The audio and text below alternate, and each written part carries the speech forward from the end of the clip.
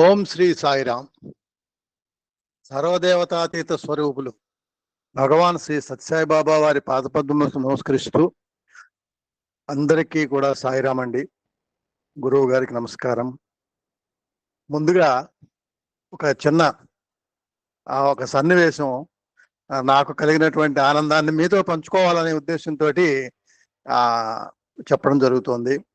ఈరోజు ఈ అవకాశం ఇచ్చినటువంటి స్వామికి, గురువు గారికి, అందరికీ కూడా నమస్కారాలు తెలియజేసుకుంటూ, నిన్న మా మందిరంలో 99 పాటల కార్యక్రమం ప్రవేశపెట్టుకున్నామండి. Every second Saturday, Sunday. Saturday ఏమో 99 పాటలు, సండే ఏమో 99 నిమిషాలు అని. మొన్న జనవరి నుంచి ఆ సమితిలో ఆధ్యాత్మిక సమన్వయకర్తగా నా పేరు వారు రాయటం జరిగింది. సరే, ఏదో కార్యక్రమం చేస్తే బాగుంటుందనే ఉద్దేశంతో వాళ్ళతో మాట్లాడి ఇలా ప్రతి నెల కూడా 99వ బర్త్డే వచ్చే వరకు కూడా ఇలా చేసుకుందామని చెప్పి అనుకున్నాం. నిన్న 6 గంటలకు మొదలు పెట్టామండి. మా కన్వీనర్ గారు ఒక పెద్ద గజమాల ఒకటి తీసుకొచ్చి స్వామి పటానికి వేశారు. 6 అడుగులు ఉంటుంది పటము. ఒక సగం భజనాలు అయిన తర్వాత ఆ దండ కదిలినటువంటి విన్యాసం అందరూ అసలు అలా కళ్ళప్పు చెప్పి చూడటం తటస్థించింది. ఒక నాగుపాము ఎలా కదులుతుందో అలాగ సుమారుగా ఒక 1/2 నిమిషం పాటు అది నాట్యం చేయించారు స్వామిని. ఆ దండని అందరూ కూడా అలా స్టన్ అయిపోయి చూస్తూ ఉన్నాం. వీడియో తీయాలనే ఆలోచన కూడా రాలేదండి. అందరం కూడా ఆనందపడ్డాం. సాయిరాం, ఓ స్వామి మనల్ని ఇలా ఆనందపరుస్తారన్నమాట. మన కార్యక్రమాలని మన సంతోషమే, మన ఆనందమే స్వామి యొక్క ఆనందం అనేటువంటిది అభిప్రాయము మనకు అర్థమైంది. చాలా సంతోషం కలిగింది సాయిరాం. అందుకని మీతో పంచుకున్నాను. సాయిరాం. ఈరోజు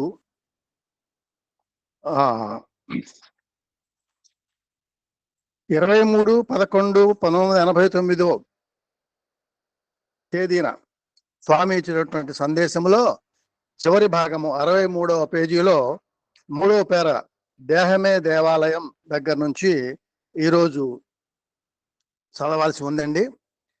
నిన్న దాంట్లో చివరిగా చాలా ఒక ముఖ్యమైనటువంటి సందేశాన్ని స్వామి ఇస్తూ ఆ పేరాన్ని ముగించారు. కర్మలనేవి మనకి కర్మ ఫలముల మాలగా గుచ్చి మన వెంట జన్మ జన్మలకి వస్తాయి కనుక ఆ ఫలములు పుణ్య ఫలములు అయ్యేటట్లుగా కర్మలను ఆచరించుకోవాలి. ఇవి భగవత్ప్రీత్యర్థము మన కర్మ అనుకున్నప్పుడు దాన్ని పవిత్ర కర్మగా అవుతుంది. ఆ కర్మ మనం ఎవరైనా ఇంటికి వచ్చినా ఒక స్పెషల్ అకేషన్లో లేకపోతే భగవంతుడి ఒక ప్రసాదం పెట్టాలి, నైవేద్యం పెట్టాలి, ఒక కార్యక్రమం చేసుకున్నాం అనుకున్నప్పుడు దాని నిమిష్టలతో, శుచితో, శుభ్రంతో మన ఆనందం కలిగేటట్లుగా, స్వామికి ఆనందం కలిగేటట్లుగా ప్రసాదాలు చేసుకుంటాం, పూజలు చేసుకుంటాం. ఎందుకనంటే అది భగవంతుడికి మనం నైవేద్యం సమర్పించుకుంటున్నాం అనేటువంటి భావన తోటి మనం అలాంటి కార్యక్రమాలు చేసుకుంటాం. అలాగే ప్రతి కార్యమును కూడా మనము చేయవలసినటువంటి, నిర్వర్తించవలసినటువంటి కార్యక్రమాల్లో ఉద్యోగరీత్యా కానివ్వండి, జీవితం రీత్యా కానివ్వండి, మనం కర్మ చేస్తూనే ఉంటాం. ఆ పవిత్రతనే ఇక్కడ కూడా గుర్తించుకుంటూ కనుక మనం చేసినట్లయితే ప్రతి కర్మ భగవత్ ప్రీత్యర్థమైనప్పుడు మనకి కర్మ ఫలములో మంచి మాలగా మన వెంట వచ్చి ప్రయాణం చేసి మనల్ని మోక్షం వైపుకు నడిపిస్తాయి. కనుక భగవత్ ప్రీత్యర్థంగా ప్రతి కర్మను కూడా మనం ఆచరించండి అని చెప్పి స్వామి మనకు చెప్పారు.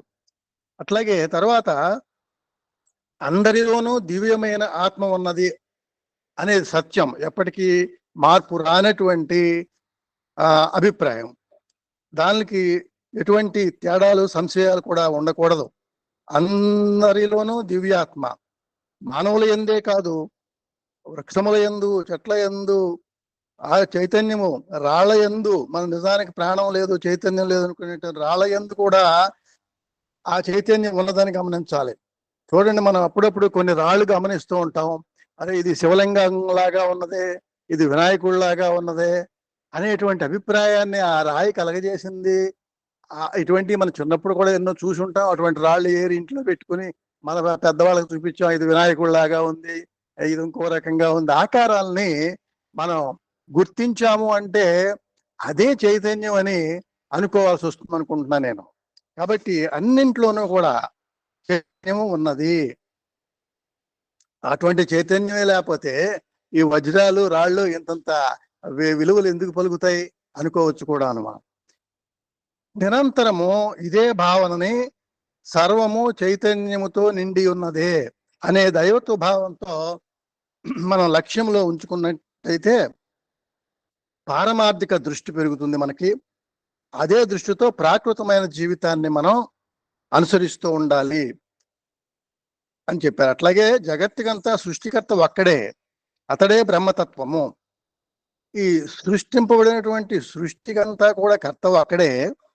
కానీ సృష్టిలో కూడా మనం సృష్టిని చూసేటప్పుడు కూడా కర్తతో జతపరచి, పరబ్రహ్మంతో జతపరచి జగత్తుని కనుక మనం చూస్తూ ఉన్నట్లయితే ఆ చూడంగా ఆ తొమ్మిదల లాగా మనం కూడా ఆ పరబ్రహ్మ తత్వాన్ని పొందగలము.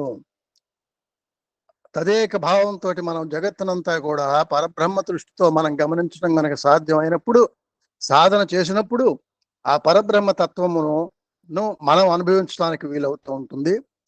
సర్వత్రా ఉండు సత్యమే భగవంతుడు. భగవంతుడు ఎవరు అని అడిగితే సర్వత్రా ఉండేనటువంటి నిర్వచనము మనకి వెంటనే గుర్తు రావాలి. వస్తేనే మనం సర్వత్రా భగవంతుని మనం చూడగలుగుతాం. అలాగే ఆనందించగలుగుతాం, అనుభవించగలుగుతాం. దీన్ని అనుభవించమంటున్నారు. మార్పు చెందే దేహములను ఆధారం చేసుకుని మార్పు చెందని దివ్యత్వాన్ని మనం అనుభవించాలి. ఇక్కడ దేహమును ఆధారం చేసుకునే దివ్యత్వాన్ని అనుభవించాలి మనం. అనుభవము అనేసరికి ముందుగా ఆ మనస్సే, ఆ అర్హత మనస్సుదే, అనుభవించటం అనేది మనస్సుదే. అయితే ప్రాకృతికమైనటువంటి సుఖ సంతోషాలు అనుభవించేటప్పుడు మనస్సుకి ఆ ఎరుక అనేది ఒకటి ఉంటుంది. అయితే దివ్యత్వాన్ని అనుభవించేటప్పుడు మనస్సు తన యొక్క ఎరుకని కోల్పోయి దివ్యత్వంతో కలిసిపోతుందేమో అని నా యొక్క భావన. అందుకే మనం ఎప్పుడైనా అటువంటి ఆలోచనలో ఉన్నప్పుడు ఇక మన ఇంద్రియాల ద్వారా గమనించే మనస్సు స్వీకరించలేదు. మనం ఏదో స్వామిని ఎప్పుడో చూచిందో, స్వామి చెప్పిందో ఆలోచనలో ఉండి మనం ఏకాంతంగా కూర్చున్నప్పుడు మన కళ్ళు తెరిచే ఉంటాయి, చెవులు తెరిచే ఉంటాయి, కానీ ఆ శబ్దాలు మనకు చేరవు, కంటి ఎదురుగుండా ఉన్న దృశ్యము కూడా మనకు చేరదు. అంటే అక్కడ మనస్సు ఏమైందంటే చైతన్యంతో లయం అయిపోయింది. అది ఆనందము, దివ్యత్వం అని పొందటం.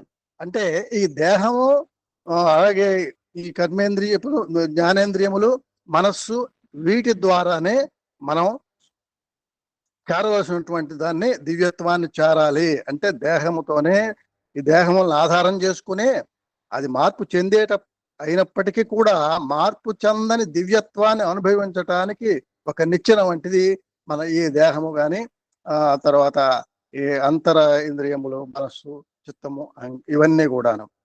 తర్వాత అనేకత్వం అంతా కూడాను ఏకత్వం మీదనే ఆధారపడింది.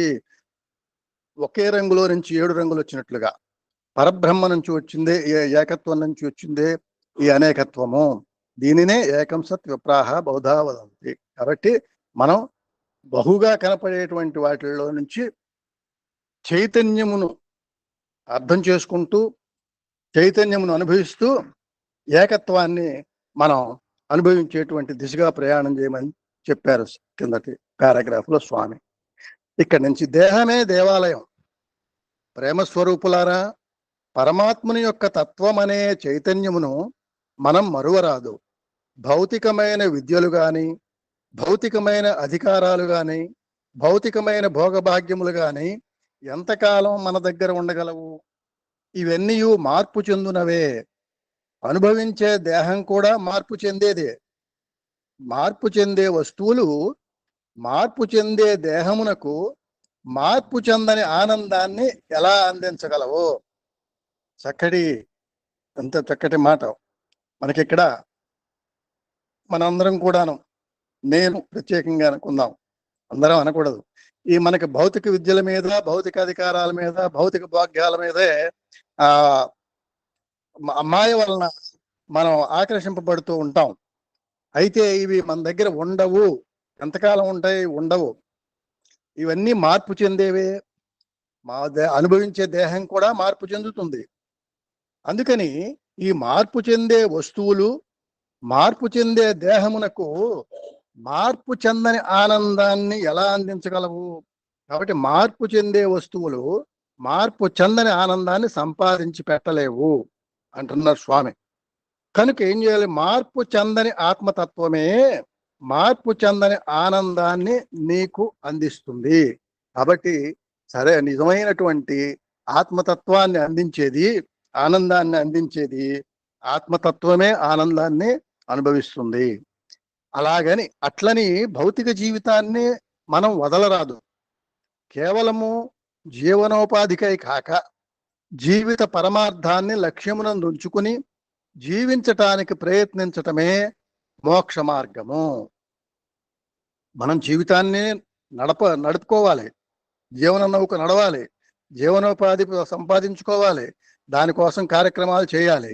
అయితే ప్రతి కార్యక్రమంలో కూడా పరమార్థమును దృష్టి ఉంచుకున్నప్పుడు మనం చేసే ప్రతి కర్మను కూడా ప్రేమ భావముతో నింపుకొని గనక మనం చేసినట్లయితే మోక్ష మార్గంలోకి వెళతాము. మోక్ష మార్గంలోకి వెళ్ళటానికి ప్రేమను మనము పంచటమే. ప్రేమతో ప్రేమను పంచడం అంటే ప్రేమతో మనకు చేతనటువంటి కార్యక్రమాలు, చేయవలసినటువంటి కార్యక్రమాలు ప్రేమతో నింపుకొని చేయమని స్వామి మనకి మోక్ష మార్గము, తేలిక మార్గం చెప్పారు. ప్రేమతో నింపుకొని మనము పనులు చేయాలి. మనం చేసే ప్రతి కర్మ కూడా భగవత్ కర్మగానే భావించాలి. పైన చెప్పిందాన్ని మరలా చెప్పారు.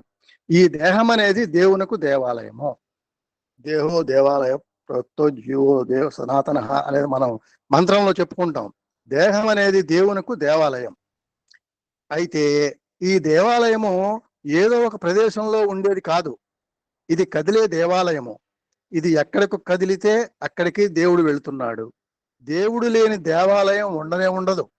అది పాడు దేవాలయం అంటారు. దేవాలయం అని చెప్పరు దానిని. అది పాడు దేవాలయం ఎప్పుడవుతుంది? ఈ జీవుడు నశించినప్పుడే. అప్పుడు శవంగా ఉండినదే పాడు దేవాలయము అంటారు. మనం దేహం దేవాలయము, అందులో దేవుడున్నాడు. ఈ దేవాలయం కదులుతుంటే దేవుడు కదులుతున్నాడు. ఈ దేవాలయం కదులుతున్నంతసేపు దేవుడు కదులుతూనే ఉంటారు. ఇక్కడ ఎప్పుడైతే ఇది కదలని దేవాలయం అవుతుందో దేహం, అప్పుడు అది శవముగా మారిపోతుంది. అందులో చైతన్యం ఉండదు. పాడుబడిపోయినటువంటి దేవాలయం వంటిది అవుతుంది. ఈనాటి మానవులు శవంగా ఉండి కూడా శవముగా మారిపోతున్నారు.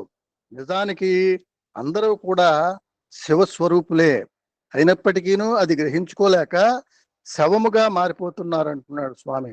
కేవలం ఎందువల్ల అలా మారుతున్నారంటే కేవలము స్వార్థము, స్వప్రయోజనము నిమిత్తమై ఈ జీవితాన్ని అంకితం చేస్తున్నారు. ఇది నిన్న గురువు గారు చెప్పారు, అహంకారము మమకారము అని. ఈ రెండు తోడైపోయి దేహానికిను మనస్సుకి స్వార్థం పెరిగిపోయి స్వప్రయోజన నిమిత్తమై మన జీవితం అంతా కూడా ఈనాటి మానవుడు అంకితం చేస్తున్నాడు. దానికోసం స్వార్థరహితమైన కర్మలలో ప్రవేశించి పరార్థమైన దివ్యత్వాన్ని దృష్టి అందుంచుకొని దివ్యత్వాన్ని మనము అర్థం చేసుకోవాలి. దివ్యత్వము అంటే ఎలా అర్థమవుతుందో కూడా చెప్తున్నారు. కర్మలు స్వార్థరహితమైనప్పుడు అది దివ్యత్వం అవుతుంది. నిజానికి అది మనం నిస్వార్థంగా కొన్ని సందర్భాల్లో పనులు చేస్తూ ఉంటాం. మన గురువు గారు చేస్తూ ఉంటారు. ఎక్కడికి వెళ్ళినా వారు కనపడ్డారు, ఇలా చేయాలనిపించి, కనపడి ఇలా చేయాలనిపించింది, వారు దాన ధర్మాలు అవి చేస్తూ ఉంటారు. దాని ఆనందం అది దివ్యత్వం అందజేస్తుంది. మనకి గుర్తొచ్చినప్పుడు అందజేస్తుంది.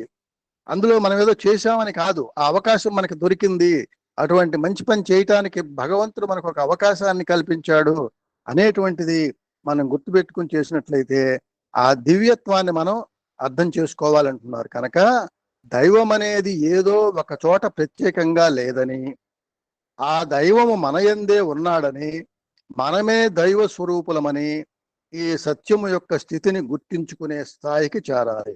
ఇది చాలా ఉన్నత స్థాయి. మనం ఏమిటో తెలుసుకోవడం అనేది ఉన్నత స్థాయి. ఆ మన నిజ స్వరూపము ఇది అని తెలుసుకోవడం ఉన్నత ఆలోచన. ఆ ఆలోచన ఎప్పుడైతే వచ్చిందో, మనం ఈ శరీరం కాదు, ఈ మనస్సు కాదు, దీని వెనక చైతన్యం ఉన్నది, మనము దైవ స్వరూపులము అనేటువంటి సత్యాన్ని గమనించినప్పుడు మన తోటి వారు కూడా దైవ స్వరూపులే అనేటువంటి స్ఫురణ మన మనస్సుకు కలుగుతుంది. అప్పుడు ఆనందం కలుగుతుంది. మొట్టమొదట మనము సరి అయిన కర్మలు ఆచరించాలి. ఈ కర్మలను గుర్తించుకునే స్థాయికి చేరాలి. సరైన కర్మలు ఆచరించాలి. ఈ కర్మలను గుర్తించుకునే స్థాయికి చేరాలి. అంటే మన కర్మలలో కర్మలు ఉచితమా అనుచితమా, ఎవరికైనా బాధ కలిగిస్తున్నాయా, మనకు తెలిసి కానీ తెలియకగానే బాధ కలిగించవచ్చు మన మాటలు చేతలో కూడా. అందుకని మన కర్మలు చేసేటప్పుడు, మాట కూడా ఒక కర్మే, ఒక మాట మాట్లాడేటప్పుడు కూడా చాలా ఆలోచించి ఒక మాటను మనం మాట్లాడాల్సి వస్తుంది. స్వామి మాటకి చాలా విలువ ఇచ్చారు. తక్కువగా మాట్లాడండి, మిత భాష అతి హాయి, అతి భాష మతి హాని అని స్వామి చెప్పింది దీనికి వర్తిస్తుంది. బుల్లెట్ అన్నది ఇస్తాడు, సత్యను మాట తీయలేడు. అంతే సార్, అది బుల్లెట్ అయితే డాక్టర్ అన్నా చేస్తాడు, బాడీలో దిగిన బుల్లెట్లను తీయచ్చు. అవునండి, అందుకని అతి జాగ్రత్తగా వాడాలి. ఈ కర్మలకు సరి అయిన భావం మనము అభివృద్ధి పరుచుకోవాలి. మన కర్మకు భావము మనం అభివృద్ధి చేసుకోవాలి. మంచి కర్మలు చేయాలనేటువంటి ఆలోచనని, సంకల్పములు మంచివైనప్పుడే మన జీవిత ఫలం మంచిదిగా ఉంటుంది. కాబట్టి మన ప్రతి సంకల్పము కూడా దైవ ఆలోచనతోటి మనం సంకల్పాలని చేసుకోవాలి. అప్పుడు మనం జీవిత ఫలం, సాధించవలసినటువంటి ఫలం మనకు లభిస్తుంది అన్నారు స్వామి. ప్రేమస్వరూపులారా, దుస్సంకల్పములకు గాని దురాలోచనలకు గాని మనం ఏమాత్రం అవకాశము ఇవ్వక సత్సంకల్పములను సదాలోచనలను పోషించుకోవటానికి మనం ప్రయత్నించాలి. సత్సంకల్పాలకి ప్రయత్నం చేయమంటున్నారు స్వామి, సదాలోచనలకు ప్రయత్నం చేయమంటున్నారు. అంటే ఈ సత్సంకల్పములు సదాలోచనలు రావటానికి అనుకూలమైనటువంటి భౌతిక వాతావరణం లేదు అని మనం అర్థం చేసుకోవాల్సి వస్తుందండి. ఎందుకంటే ప్రయత్నం చేయాలంటున్నారు స్వామి. సత్సంకల్పం కోసం ప్రయత్నించి సత్సంకల్పం చేయాలి, ప్రయత్నించి సదాలోచన చేయాలి. ఎందుకంటే మనకు బయటకు వెళితే దుస్సంకల్పాలు కల్పించేవి కానీ దురాలోచనలు కలిగించేవి కానీ మనం ఎదురు చూస్తూ ఉంటాం, ఎదురు పడుతున్నాయి మనకి. అది మాయ ప్రభావం కానీ కలికాల ప్రభావం కానీ మనం అటువంటి దీంట్లో ఉన్న మధ్యలో ఉన్నాం. అందుకని ప్రయత్నించమంటున్నారు వాటిని పోషించడానికి. ఇది చాలా ముఖ్యమైనటువంటి స్వామి మనకు ఇచ్చినటువంటి సందేశం. అందుకోసం ఏమిటి, దైవ కార్యాలలో మన కాలాన్ని అమితంగా వినియోగించుకోవాలి. నిన్న మనకి 2 గంటల దగ్గర నుంచి సరస్వతి సాయిరామ్ గారి ఈ శత భజనమాల, మళ్ళీ తర్వాత 6 గంటలకి మా మందిరంలో మొదలు పెడితే 9 అయిందండి. అంటే 2 గంటల దగ్గర నుంచి 9 గంటల వరకు స్వామి ఆలోచనలతో గడపడం అంటే అలా ఒక గొప్ప అదృష్టమైనటువంటి కాలాన్ని అనుభవించాం, గొప్ప అదృష్టాన్ని అనుభవించాము. అటువంటి కార్యక్రమాలని మనం దైవ కార్యాలలో మన కాలాన్ని అమితంగా వినియోగించుకోవాలి. ఎంత లభిస్తే అంత, ఎంత కాలం లభిస్తే అంత దానిని మనం దైవ కార్యాల్లో ఉపయోగించుకోవాలి. కానీ ఈనాడు ఇట్టిదానికి మానవుడు ఏమాత్రము ఉత్సాహ ప్రోత్సాహములను అందించడం లేదు. దినమునకు 24 గంటలు ఉన్నాయి. 23 గంటల 55 నిమిషాలంతా స్వార్థమునకు ఉపయోగించుకొని కించిత్తైనా సుఖమునకు కానీ శాంతిని కానీ పొందలేకపోతున్నాడు. పైగా మనం వినేటువంటి మాట, ఇది వరకు అన్నటువంటి మాట కూడా అనుకోవచ్చు, ఏమిటంటే మనకి టైం సరిపోవట్లేదు. మరి సరిపోనటువంటి కాలాన్ని దేనికే ఉపయోగించుకున్నామని ఒకసారి పునరాలోచించుకున్నప్పుడు ఎంత పొరపాటు చేశామో అనిపిస్తుంది నాలాంటి వాడైతే. 24 గంటల్లో కూడా మనకి చాలట్లేదు అనడంలో నిజానికి స్వామి చెప్పినట్టు మనకి అర్థం లేదన్నమాట అది. దీన్ని స్వార్థమును ఉపయోగించుకొని మనం ఖాళీ లేదు సుఖం అని అనుకుంటూ సుఖముగానే శాంతిగానే పొందలేకపోతున్నాడు. ఇంకా ఉన్న 5 నిమిషములలో తెల్లవారి 1 నిమిషము, మధ్యాహ్నం 1 నిమిషము, సాయంత్రం 3 నిమిషములు, మొత్తం 5. ఈ 5 నిమిషములలో ఇంత ఫలితం కావాలని ఆశిస్తున్నాడు. ఒక దండం పెట్టేస్తున్నాడు, స్వామి ఎంతో మనకి ఇవ్వాలి అనుకుంటున్నాం. ఒక గుడి ముందు నుంచి వెళ్తున్నాం, ఒక దండం పెట్టుకుంటున్నాం, ఎంతో కావాలని కోరుకుంటున్నాం. నిజానికి అంత మనం ఇస్తున్నామా? మనం ఎంత కోరుతున్నామో స్వామికి మనం ఎంత సమర్పిస్తున్నాము, మన హృదయాన్ని ఎంత సమర్పిస్తున్నాము. ఒక్కసారి నమస్కారం చేసినంత మాత్రమున ఫలము లభించదు. ఒక్కసారి నమస్కారం చేసినంత మాత్రమున ఫలము లభించదు. ఆ నమస్కారం కూడా పవిత్ర భావముతో చెయ్యి. నమస్కారం చేయకపోయినా పర్వాలేదు, ఫలితం లభిస్తుంది. ఇక్కడ కూడా సందేశాన్ని ఇస్తున్నారు. నువ్వు ఆ చేసే ఒక్కసారి నమస్కారం కూడా మనస్ఫూర్తిగా నమస్కారం చేసినప్పుడు మంచి ఫలితం లభిస్తుంది, లేకపోతే లభించదు. పైగా ఇంకా కూడా అంటున్నారు, ఆ నమస్కారం కూడా పవిత్ర భావంతో చెయ్యి. నమస్కారం చేయకపోయినా నీవు భావమును మాత్రం పవిత్రంగా ఉంచుకొని నీ కర్మలలో పవిత్ర భావమును నింపుకొని కర్మలను ఆచరించినట్లయితే ఫలితం లభిస్తుంది. నిజానికి ఒక మంచి పని చేయటానికి వెళుతున్నావు, నమస్కారం పెట్టుకోలేకపోయావు, గుడి ముందు నుంచే వెళ్తున్నావు, లేదా బాబా గారి భజనే వినపడుతోంది, నువ్వు ఆగలేకపోయావు, చేసేటువంటి పని ఏదో ఉంది అక్కడ, మంచి పని, అప్పుడు ఫలితం మంచిదే ఉంటుంది. ఒకసారి కులవంత్ హాల్లో స్వామి దర్శనానికి వచ్చే ముందు మా మందిరంలోనే భక్తులు అక్కడ కూర్చొని ఉండగా మా సభ్యుడు పక్కన ఒక సభ్యుడు కూర్చొని ఉన్నట్టండి. ఆయన కూర్చొని ఇంకా స్వామి వచ్చే టైము ఒక 10 నిమిషాలు 5 నిమిషాలు ఉందనంగా లేచి వెళ్ళిపోయాడు. ఈ మా సమితిలో ఉన్నటువంటి సభ్యుడు అనుకున్నది ఏమిటంటే, ఏంటి ఇప్పటిదాకా ఉన్నాడు, కొంచెం సేపు ఓర్చుకోలేకపోయాడు, వెళ్ళిపోయాడు, ఏమి భక్తిది ఇలాగైనా అని 10 విధాలుగా ఆలోచనలు వచ్చాయి. అతను వెళ్ళిపోయారు, స్వామి వచ్చారు, దర్శనం చేసుకున్నారు, వెళ్ళిపోయారు.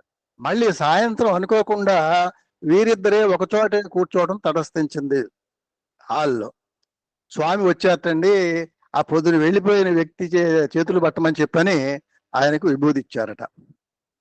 అయిపోయింది. ఈ పక్కన కూర్చున్నటువంటి ఈయనకి ఇలా నెగ్లిజెన్స్ చేసి వెళ్ళిపోయినటువంటి విభూది ఇచ్చారు, నేనేమో ఎంతో ఆతృతగా కూర్చొని ఉన్నాను అని ఒక ఆలోచన వచ్చి అంతా అయిపోయిన తర్వాత అప్పుడు అడుగుతాటండి, ఏంటి అని అడిగితే, ఇలా విభూది ఇచ్చారు, నువ్వేమో డైరెక్ట్ గా అడిగేసేట ఈయన, ఏమిటో మా స్వామి ఆలోచనలు మనకు తెలియదు అని చెప్పంటే, అప్పుడు అతను అన్నట్టండి, ఆ టైం గట అక్కడ బ్లడ్ ఇవ్వాల్సినటువంటి అవసరం ఉన్నది అని అతనికి తెలిసిందండి ఆ జనరల్ హాస్పిటల్లో. అందుకని బ్లడ్ ఇవ్వటానికి వెళ్ళాట అతను ఆ టైంలో. అలాగా స్వామి మనం నమస్కారం చేశావా లేదా అని కాకుండా మన మనస్సు పవిత్రమైనటువంటి కార్యంలో నిమగ్నమై ఉన్నదా లేదా అని ఎల్లప్పుడూ పరిశీలిస్తూ ఉంటారు స్వామి. ఎందుకంటే మనలోనే ఉన్నారు కాబట్టి పరిశీలించాల్సిన పనే లేదు, మనం ఏం చేస్తున్నామో తెలిసిపోతూనే ఉంటుంది. స్వామి మీకు ఎలా తెలుస్తాయంటే, మనలో ఉన్నారు కాబట్టి, నీలో ఉన్నాయి కాబట్టి తెలుస్తున్నాయి అన్ని స్వామి అన్నారండి. కాబట్టి మనం పవిత్రమైనటువంటి భావము కనుక మనలో ఉన్నట్లయితే మనసు నమస్కారం చేయడం మర్చిపోయినా స్వామికి కోపం రాదు. ఈ నమస్కారం యొక్క అంతరార్థమును కూడా మనం గుర్తించాలి. నమస్కారం అనగా ఈ 5 వేళ్ళు, ఈ 5 వేళ్ళు 2 చేతులవి, రెండింటిని చేర్చి 10 వేళ్ళు ఏకం చేయాలి. నమస్కారం అంటే తప్పనిసరిగా అలా చేస్తేనే అది నమస్కారం అవుతుంది. ఒక చేతితో చేసేది నమస్కారం అవదు. 5 కర్మేంద్రియములు 5 జ్ఞానేంద్రియములు ఏకం గావించినప్పుడే ఏకత్వములోనే భగవంతుని అనుగ్రహం మనకు ప్రాప్తిస్తుంది. భగవంతుని అనుగ్రహం మనం ఎప్పుడు కోరుకుంటూ ఉంటాం. అలా కోరుకున్నప్పుడు అర్హత ఏమిటయ్యా అంటే అనేకత్వములోని ఏకత్వమును గమనించాలి. దానికి గుర్తుగానే సింబల్గా నమస్కారం, కర్మేంద్రియం 5 వేళ్ళు 5 వేళ్ళు కలిపి నమస్కారం చేయడంలో ఆ ఏకత్వమును గుర్తుపెట్టుకోవాలి. అప్పుడు మనకి భగవంతుని యొక్క అనుగ్రహం కలుగుతుంది, ఏకత్వం వలన మాత్రమే. ఆ ఉద్దేశంతో అది గుర్తుగా మనకి నమస్కారాన్ని 2 చేతులు జోడించి మనకు హృదయం దగ్గర పెట్టి మనం నమస్కారం చెయ్యాలి. 2 చేతులు పైకెత్తేసి మరో రకంగా నమస్కారం చేసినట్టు జనాలకి అలా చేయకూడదు. మన మనస్సు దగ్గర హృదయం దగ్గర పెట్టుకొని నమస్కరించాలి. ఇట్లు భావములను మనం ఏకం చేయక వేళ్లను మాత్రమే ఏకం చేస్తున్నాం. అయితే ఇక్కడ కూడా చెప్తున్నారు, మీరు బాగానే ఉన్నది 5 వేళ్ళు 5 వేళ్ళు 10 వేళ్ళు చేసి నమస్కారం చేస్తున్నారు, అంతేకాకుండా దాంతో భావమును కూడా ఏకం చేయమన్నారు. ఈ నమస్కారము కూడా వినయ విధేయతలతో సరి అయిన విచక్షణ భావముతో చేయాలి.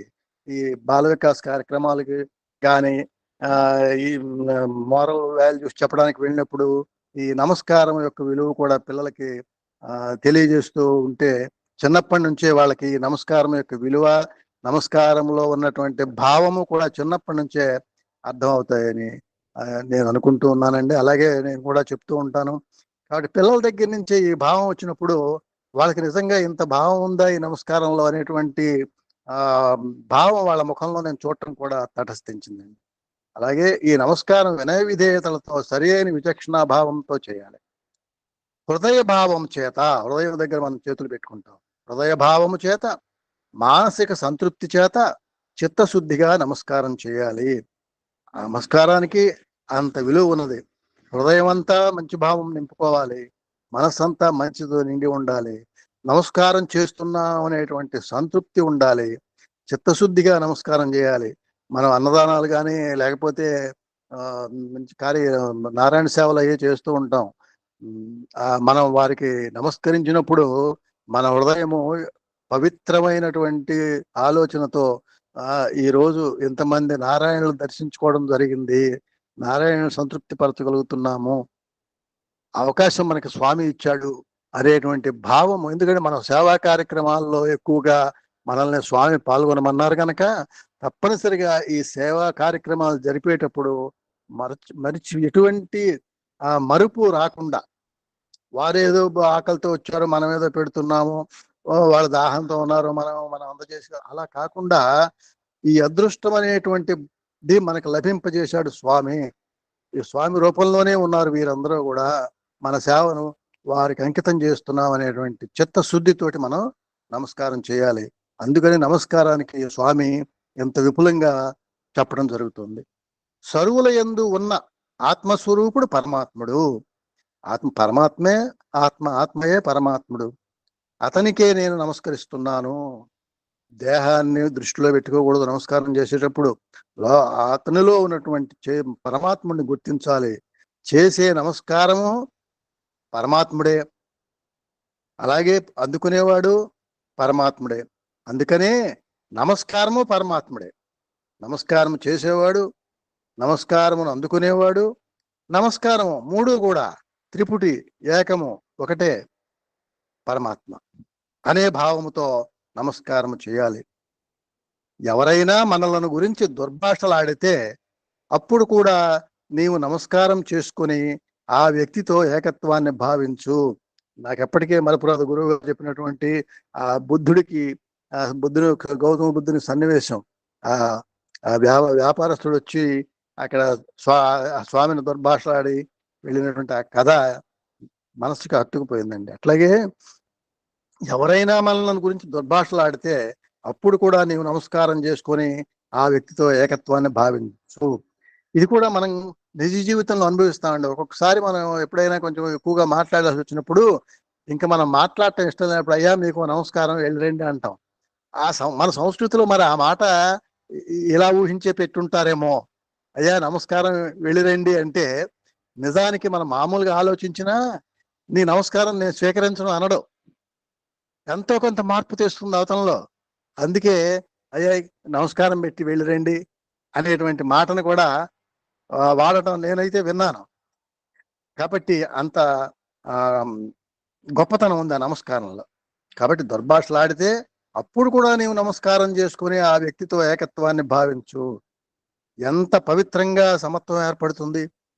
అంత కోపంతో ఉన్నవాడు కూడా ఆ నమస్కారంతో ఇంకా మాటలు ఉడిగిపోయి మాట్లాడటం తటస్థించదు, అక్కడితోటి ఆ ఘర్షణ సర్దుకుంటుంది. ఏది ఇచ్చినా అది పరమాత్మని ప్రసాదమే. ఇది ఒకటి మనకి అంతా భగవత్ కృపయే. కష్టం వచ్చినా భగవత్ ప్రసాదమే, సుఖం వచ్చినా భగవత్ ప్రసాదమే. కాబట్టి ఇది నీదా అని అడిగినప్పుడు అయ్యా పరమాత్ముడి చేత ఇవ్వబడింది, పరమాత్ముడు ఇచ్చాడు, పరమాత్ముడు ఇచ్చాడు అనేటువంటి స్పృహతో ఉండాలండి. నాకు ఇది ఇదివరకు సత్సంగాలు ఉన్నప్పటి నుంచి ఈ ఇల్లు మీరు కట్టించారా అంటే ఆ మాట ఇల్లు మీదే అంటే నాది అనేటువంటి పదం తప్పేమో అనిపిస్తుంది. భగవద్ అనుగ్రహం వల్ల లభించింది అనేటువంటి మాట కరెక్ట్. అది అవతల వాళ్ళకి కొద్దిగా కొత్తగా అనిపించినా అయ్యా భగవంతుడు అందజేశాడు అనేటువంటిది మన మనసులో ఉండి అటువంటి పదమే వచ్చేటట్లుగా మనం చేయించాలండి.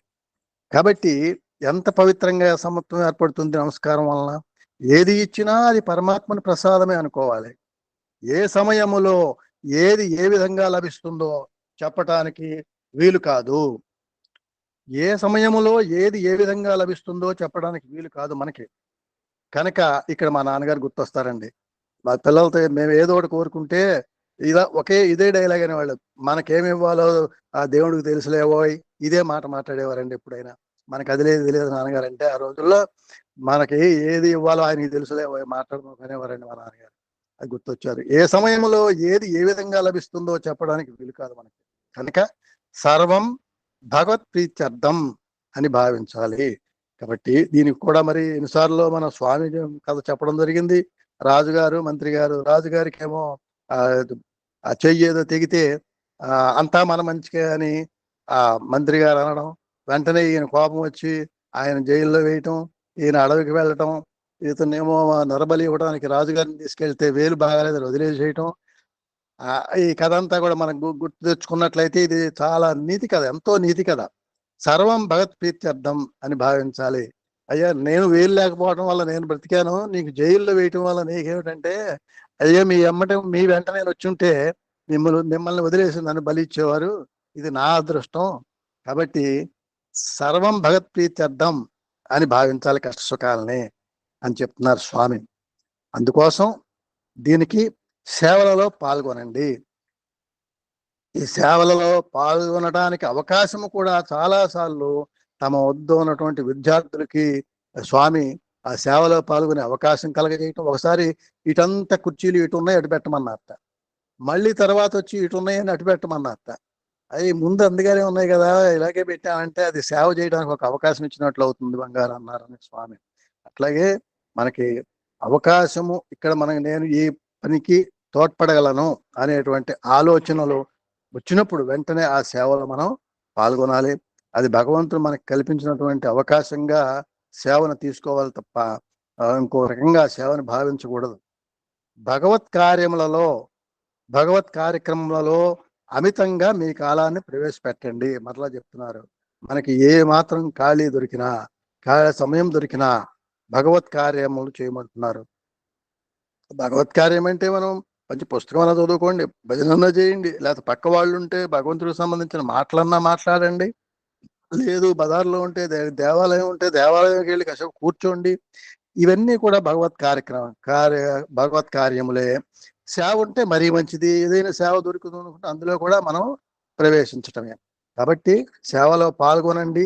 భగవత్ కార్యములలో అమితంగా మీ కాలాన్ని ప్రవేశపెట్టండి. అమితంగా అనడంలో ఇంత సేవ చేశాం చాలు అనుకోకూడదు, ఇంత సేవ చేశాం చాలు అనుకోకూడదు. స్వామి నాకు ఇచ్చినటువంటి ఆలోచన, ఎప్పుడైనా సరే ఒక ఊళ్ళో అటు వెళ్ళేటప్పుడు అండి ఒక పాఠశాల కనపడిందంటే వెంటనే లోపలికి వెళ్ళి ఆ ఉపాధ్యాయుల్ని పరిచయం చేసుకొని, అందులో నాకు ఉపాధ్యాయ వృత్తిలో ఉండటం వల్ల అదొక అవకాశం స్వామి కల్పించారు. ఒక 10 నిమిషాలు మీ విద్యార్థులతో మాట్లాడి వెళ్తానండి అంటే అది 10 నిమిషాలు, పావు గంట, గంట కూడా జరిగేటువంటి సన్నివేశాలు ఉన్నాయండి. అది భగవత్ కార్యముగా మనం స్వీకరించడం. అంతేగాని మనం ఏదో వాళ్ళకి సేవ చేస్తున్నాం అనుకోకుండా ఆ స్కూల్ మనకి స్వామి కల్పింపజేశాడు, అందులోకి వెళ్ళాలి. ఇలా ఎవరికి వారు నాకు సంబంధించినటువంటి అవకాశాన్ని నేను పంచుకోవడం జరుగుతుందండి. నిరర్ధకమైన వాణిలో ప్రవేశించి కాలం వ్యర్థం గావించకండి. ఎంతో మంది మనం విమర్శించుకోవడం కాదు, సాయంత్రం అయిందంటే పార్కులోకి వెళ్ళి కూర్చుందాం, మామూలుగా ప్రాకృతమైన మాటలు మాట్లాడుకుందాం, ఇలాగే ఉంటుంది తప్ప ఈ స్వామి మనకు కల్పించినటువంటి ఏంటంటే ఈ భగవత్ కార్యముల్లో ప్రవేశించటము, భగవత్ మాటలలో వినటము, భగవన్ మాటలు మాట్లాడుకోవటం, ఇలా దాంట్లో స్వామి మనల్ని ప్రవేశించమన్నారు. అలాగే భగవన్నామము కూడా అత్యవసరము. నామాన్ని మించింది లేదు. భగవన్నామం అత్యవసరం.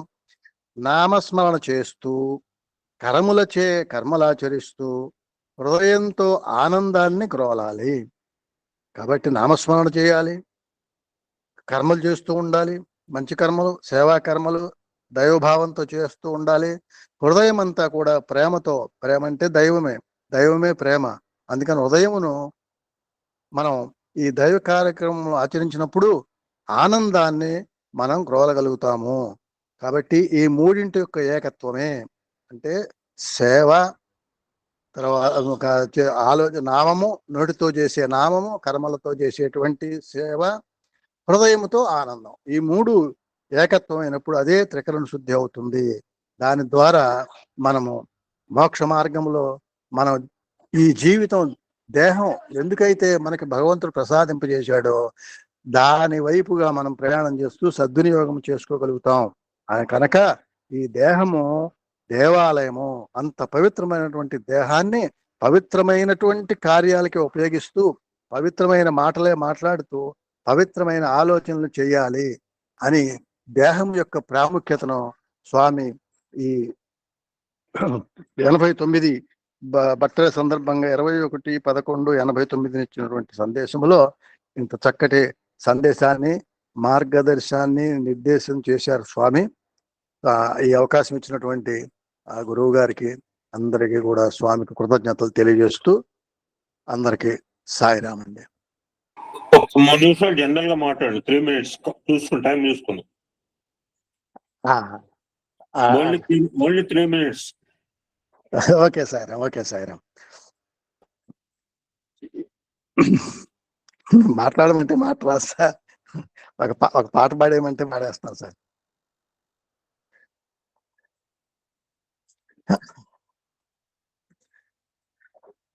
ఏం లేదు సార్, మనకి ఎంతసేపు కూడా భగవంతుని యొక్క స్మరణ, ఈశ్వర స్మరణ. బయట ఇక మనకి ఇచ్చారండి స్వధర్మ ఆచరణ. స్వధర్మ ఆచరణ అంటే, స్వధర్మం అంటే మన యొక్క ఆత్మధర్మంతో ఆచరిస్తూ పనులు చేస్తూ ఉండటం, ఈశ్వర స్మరణ చేస్తూ ఉండటం. ఈ రెండు మనం గనక చేసినట్లయితే ఇదే దైవ చింతన. అట్లాగే మానవ సేవ చేసుకోమంటున్నాయండి. అలాగే అందరూ భగవంతుని బిడ్డలే అనేటువంటి స్థిర భావం కలిగి ఉండాలి. కనుక ఆ భావం ఎప్పుడైతే ఉంటుందో మనకి తృణీకరణ భావం అని రాదు. అలాగే భగవంతుని మనకి అనిపిస్తూ ఉంటుంది. మన యొక్క ఆలోచనలు ఎలా ఉండాలంటే, మనం సైకిల్ మీద వెళ్తుంటే ఆ నడిచెళ్ళేవాడిని చూసి మనకు తృప్తి పడాలి. మనం స్కూటర్ మీద వెళ్తుంటే సైకిల్ మీద వెళ్ళేవాడిని చూసి మనం బాగున్నామని తృప్తి పడుతూ ఉండాలి. అలాగే కారులో వెళ్తున్నప్పుడు ఇంకో రకంగా మన స్కూటర్లో వాళ్ళని చూసి అయ్యో మనం చాలా బాగున్నాం. ఇటువంటి తృప్తితో గనక మనం జీవనయానం గనక చేస్తున్నట్లయితే మన జీవితము ఆనందముతో నింపబడి ఉంటుంది. ఎప్పుడు కూడా అసంతృప్తి అనేది మన మనస్సుకి చేరదు. ఎప్పుడైతే అసంతృప్తి ఉండదో అదే మనకి ఆనందాన్ని అందజేస్తుంది. కించిత్ అసంతృప్తి ఉన్న ఆనందాన్ని మనం కోల్పోతాము. కనుక తృప్తి అనేది మనకి ఉన్నట్లయితే మనం మంచి మార్గంలో నడవగలుగుతాము. అప్పుడు దానివల్ల అందరూ కూడా భగవంతుడిలాగానే మనకు కనపడతారు. కాబట్టి అన్ని కర్మలు పరమాత్మ స్మరణతోనే అర్పితం చేయమంటున్నారు. అర్పితం చేసి నిన్న కూడా వచ్చిందండి ఇది ఆ పరమాత్మ భావంతో యుద్ధం చేసినా అది యజ్ఞం అవుతుంది. పరమాత్మ భావం లేకుండా యజ్ఞం చేసినా అది యుద్ధం అవుతుంది. ఇట్లాగే మనం చేసేటువంటి కర్మలో పరమాత్మను ముందు కనుక పెట్టుకుని మనం పరమాత్మ మనం యజ్ఞం చేసినంత ఫలితం మనకి ప్రతి పని యజ్ఞం అవుతుంది. ప్రతి పని కూడా యజ్ఞం అవుతుంది. అదే మనల్ని మంచి మార్గంలో పెడుతుంది. లోపల ఈశ్వర స్మరణ, బయట స్వధర్మాచరణ అని స్వామి సందేశం ఇవ్వడం జరిగిందండి. కాబట్టి ఏం చేసినా ఏం చెప్పినా పరమాత్మపై దృష్టితో వారికే అర్పణమని చేస్తే మీ కాళ్ళ కింద చోటే కాశీ అన్నారండి. మనం గనక అంటే మనం ఎక్కడి నుంచి ఉంటే అక్కడే కాశీ అవుతుందిట. ఇప్పుడు మనం చేసేటువంటి ఈశ్వర స్మరణ స్వధర్మాచరణ చేసినప్పుడు మనం ఎక్కడ ఉంటే అదే కాశీ. మనం కాశీ వెళ్ళకపోయినా అంత పుణ్యం మనకి లభిస్తుంది. కాబట్టి ప్రతి మాట జాగ్రత్తగా పరమాత్మను దృష్టిలో పెట్టుకొని మాట్లాడాలి. కాబట్టి నుంచున్న చోటే కాశీ అవుతుంది. చేతి నుంచి చేసిన పనియే శివ పూజ అవుతుంది అంటున్నారండి. పరమాత్మను దృష్టిలో పెట్టుకున్నప్పుడు మనకి ఆ నుంచున్న చోటే కాశీ అవుతుంది, చేసిన పనే శివ పూజ అవుతుంది అని స్వామి ఈ దీంట్లో సనాతన సారథిలో ఆ చివరి పేజీలో రాశారండి. సాయిరామ్ సార్, సాయిరామ్ అండి. Thank you sir, thank you so much. ఏంటి నిమిషాలు సాయిరామ్. లెక్కేస్తున్నా అంటే నా ఎదురుగా కూర్చొని నిమిషాలు లెక్కేస్తాడు. అంతకంటే నేనేం చేయలేను. I'm helpless in this. అందరికి సాయిరామ్ అండి. Today Tamil new year and Kerala new year. నాకు అవకాశం ఉంది ఈరోజు స్వామి చెప్పిన బ్రీఫ్ మెసేజ్ మన తెలుగు ఉగాదిలుగా సుదీర్ఘంగా మాట్లాడు స్వామి. So many people celebrate their new years at divine lotus feet of భగవాన్. అందులో తమిళనాడు వాళ్ళు, కేరళ వాళ్ళు చైనీస్ న్యూ ఇయర్ కూడా చేసుకుంటుంటారు. ఇంకెవరన్నా మీకు తెలిస్తే చెప్పండి, మీకు వచ్చినప్పుడు అవకాశం. ఈ సత్సంగం వెళ్ళేలోగా beautiful caption here. The entire mankind in the universe, 750 crores, were divided into 3 types. Swami. మొత్తం యావత్ ప్రపంచంలో ఉన్న మనుషులందరూ కూడా 3 రకాలుగా వర్గీకరించారు, క్లాసిఫైడ్. అదేంటో చూసుకుని బ్రీఫ్ గా తమిళ న్యూ ఇయర్ రోజు స్వామి ఏం చెప్పారో తెలుసుకునే ప్రయత్నం చేద్దాం. మళ్ళీ రేపటి నుంచి వేరే సత్సంగాలు ఉంటాయి, మనకి అవకాశం కూడా లేదు.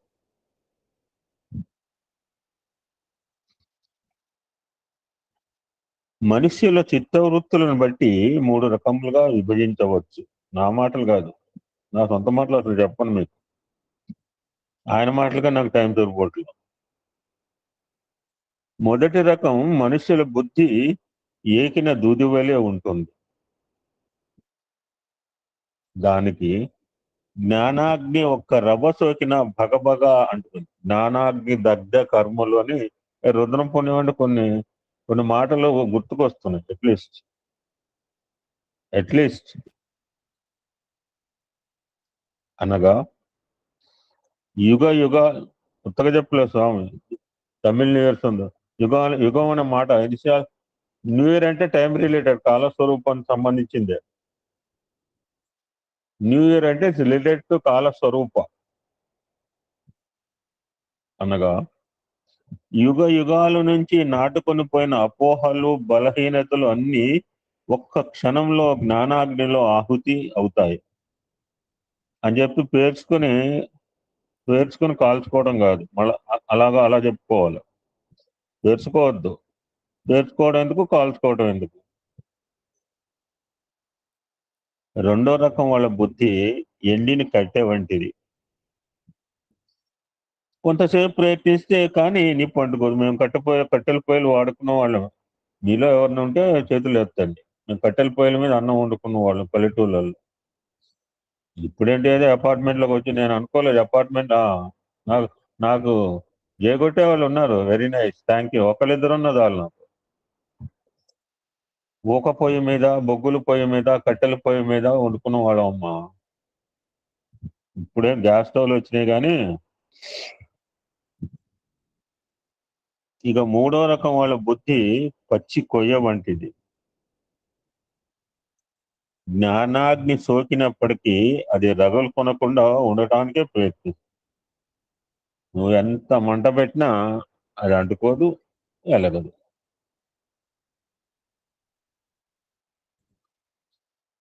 ఆమె ఒక తమిళ న్యూ ఇయర్ రోజు ఏం చెప్పినా అదే. మళ్ళీ నిన్నే ఉగాది గురించి మాట్లాడగలను, సేమ్ డైలాగులు వస్తాయి. నేను చెప్పాను కదా, కథ ఒకటే, కథనం డిఫరెంట్ గా ఉంటుంది.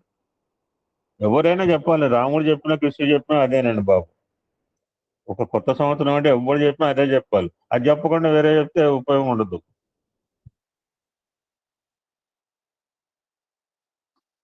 స్వామివారు ఎందుకు అవతరిస్తారు అంటే ఒక మహనీయుడు అద్భుతంగా రాశాడు. What is the human mentality? మన తత్వం, మన నైజం ఏంటో అద్భుతంగా వర్ణించాడు ఒక మహానుభావుడు కవి.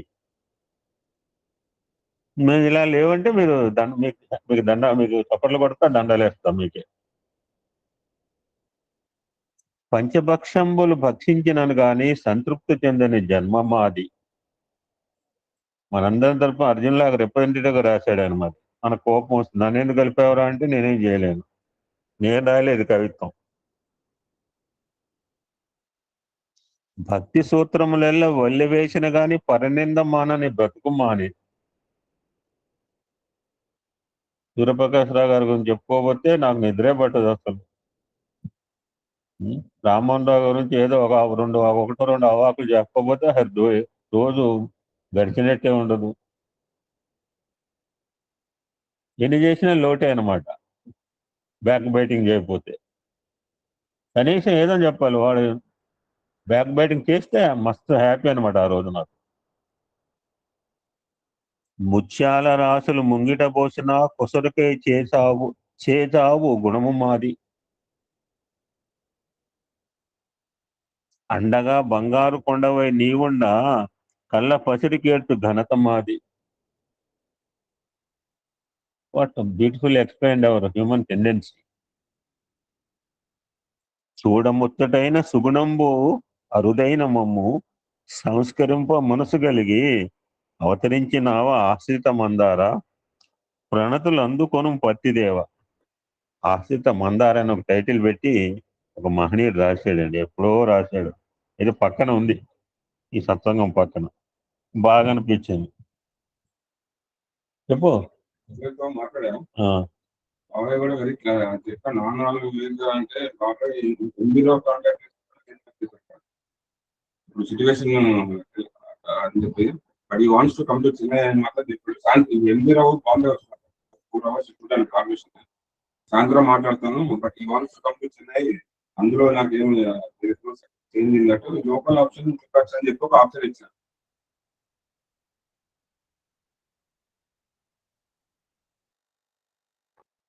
Thank you. ఎవరైనా అదే చేయాల్సింది. భగవంతుడి దర్శనం అంటే ఆషామాష అనుకున్నాం మేము.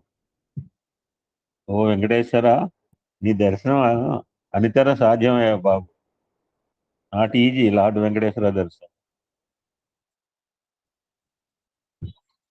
స్వామి కొడైకెనాల్లో ఉన్నట్టున్నారు ఈ సత్సంగం చెప్పినప్పుడు. జనరల్ గా తమిళ న్యూ ఇయర్ అప్పుడు కొడైకెనాల్లో ఉంటారండి స్వామి. కాలమే భగవత్ స్వరూపం అంటూ మొదలుపెట్టారు. ప్రకృతిని మించిన గురువు మరొకటి లేదు. ఒక తమిళ న్యూ ఇయర్, ఒక విశ్వ అండి. చాలా short message, today we can complete it. రేపు నాకు అవకాశం లేదు. పరోపకారాయ ఫలంతి వృక్ష, వృక్షములు స్వార్థ సప్రయోజనములు చింతించక ఆశించిన వానికి ఫలములు అందిస్తున్నాయి. ఇక్కడ కబీర్ దోహే ఉంది, మనం రాళ్ళు పెట్టుకొట్టినా పళ్ళిస్తేట. జ్ఞానులు లాంటి వాళ్ళు అంతే. సాధు సంతు సువంబుతారు. ఎప్పుడో 8th క్లాస్ చదువుకున్న శ్లోకం ఇప్పుడు చదువుకున్న సత్సంగా రేపు మర్చిపోతున్నాయి. ఏంటంటే బుర్రగొక్కోవాలి. అంటే ఇప్పుడు టైప్ వేరు, అప్పుడు టైప్ వేరు. వేరే 4 మాటలు మాట్లాడనే భద్రాద్రి పుస్తకాలు తీసేసి అప్పుడు అలా చదువుకోలే 8th క్లాస్లో. సాధు సంతు సువంబుతారు. ఇతితే హై పత్తర్ చేస్తే ఉత్తుతే హై పల్దే. ఇట్టించి రాళ్ళు కొట్టినా అట్టించి ఫలాలు ఇస్తుంటారు వృక్షము అండ్ మహనీయులు. ఎవరో వీడియో ఓపెన్ చేసి మంచిగా చూపిస్తున్నారు వైజాగ్ అంతా. ఏం చేస్తున్నారు? రిమూవ్ చేయండి ఆయన్ని. పరోపకారాయ వహంతి నద్య, నదులు స్వార్థరహితమైన భావంతో జలమును అందించి దాహము తీర్చి జీవితాన్ని పోషిస్తున్నది.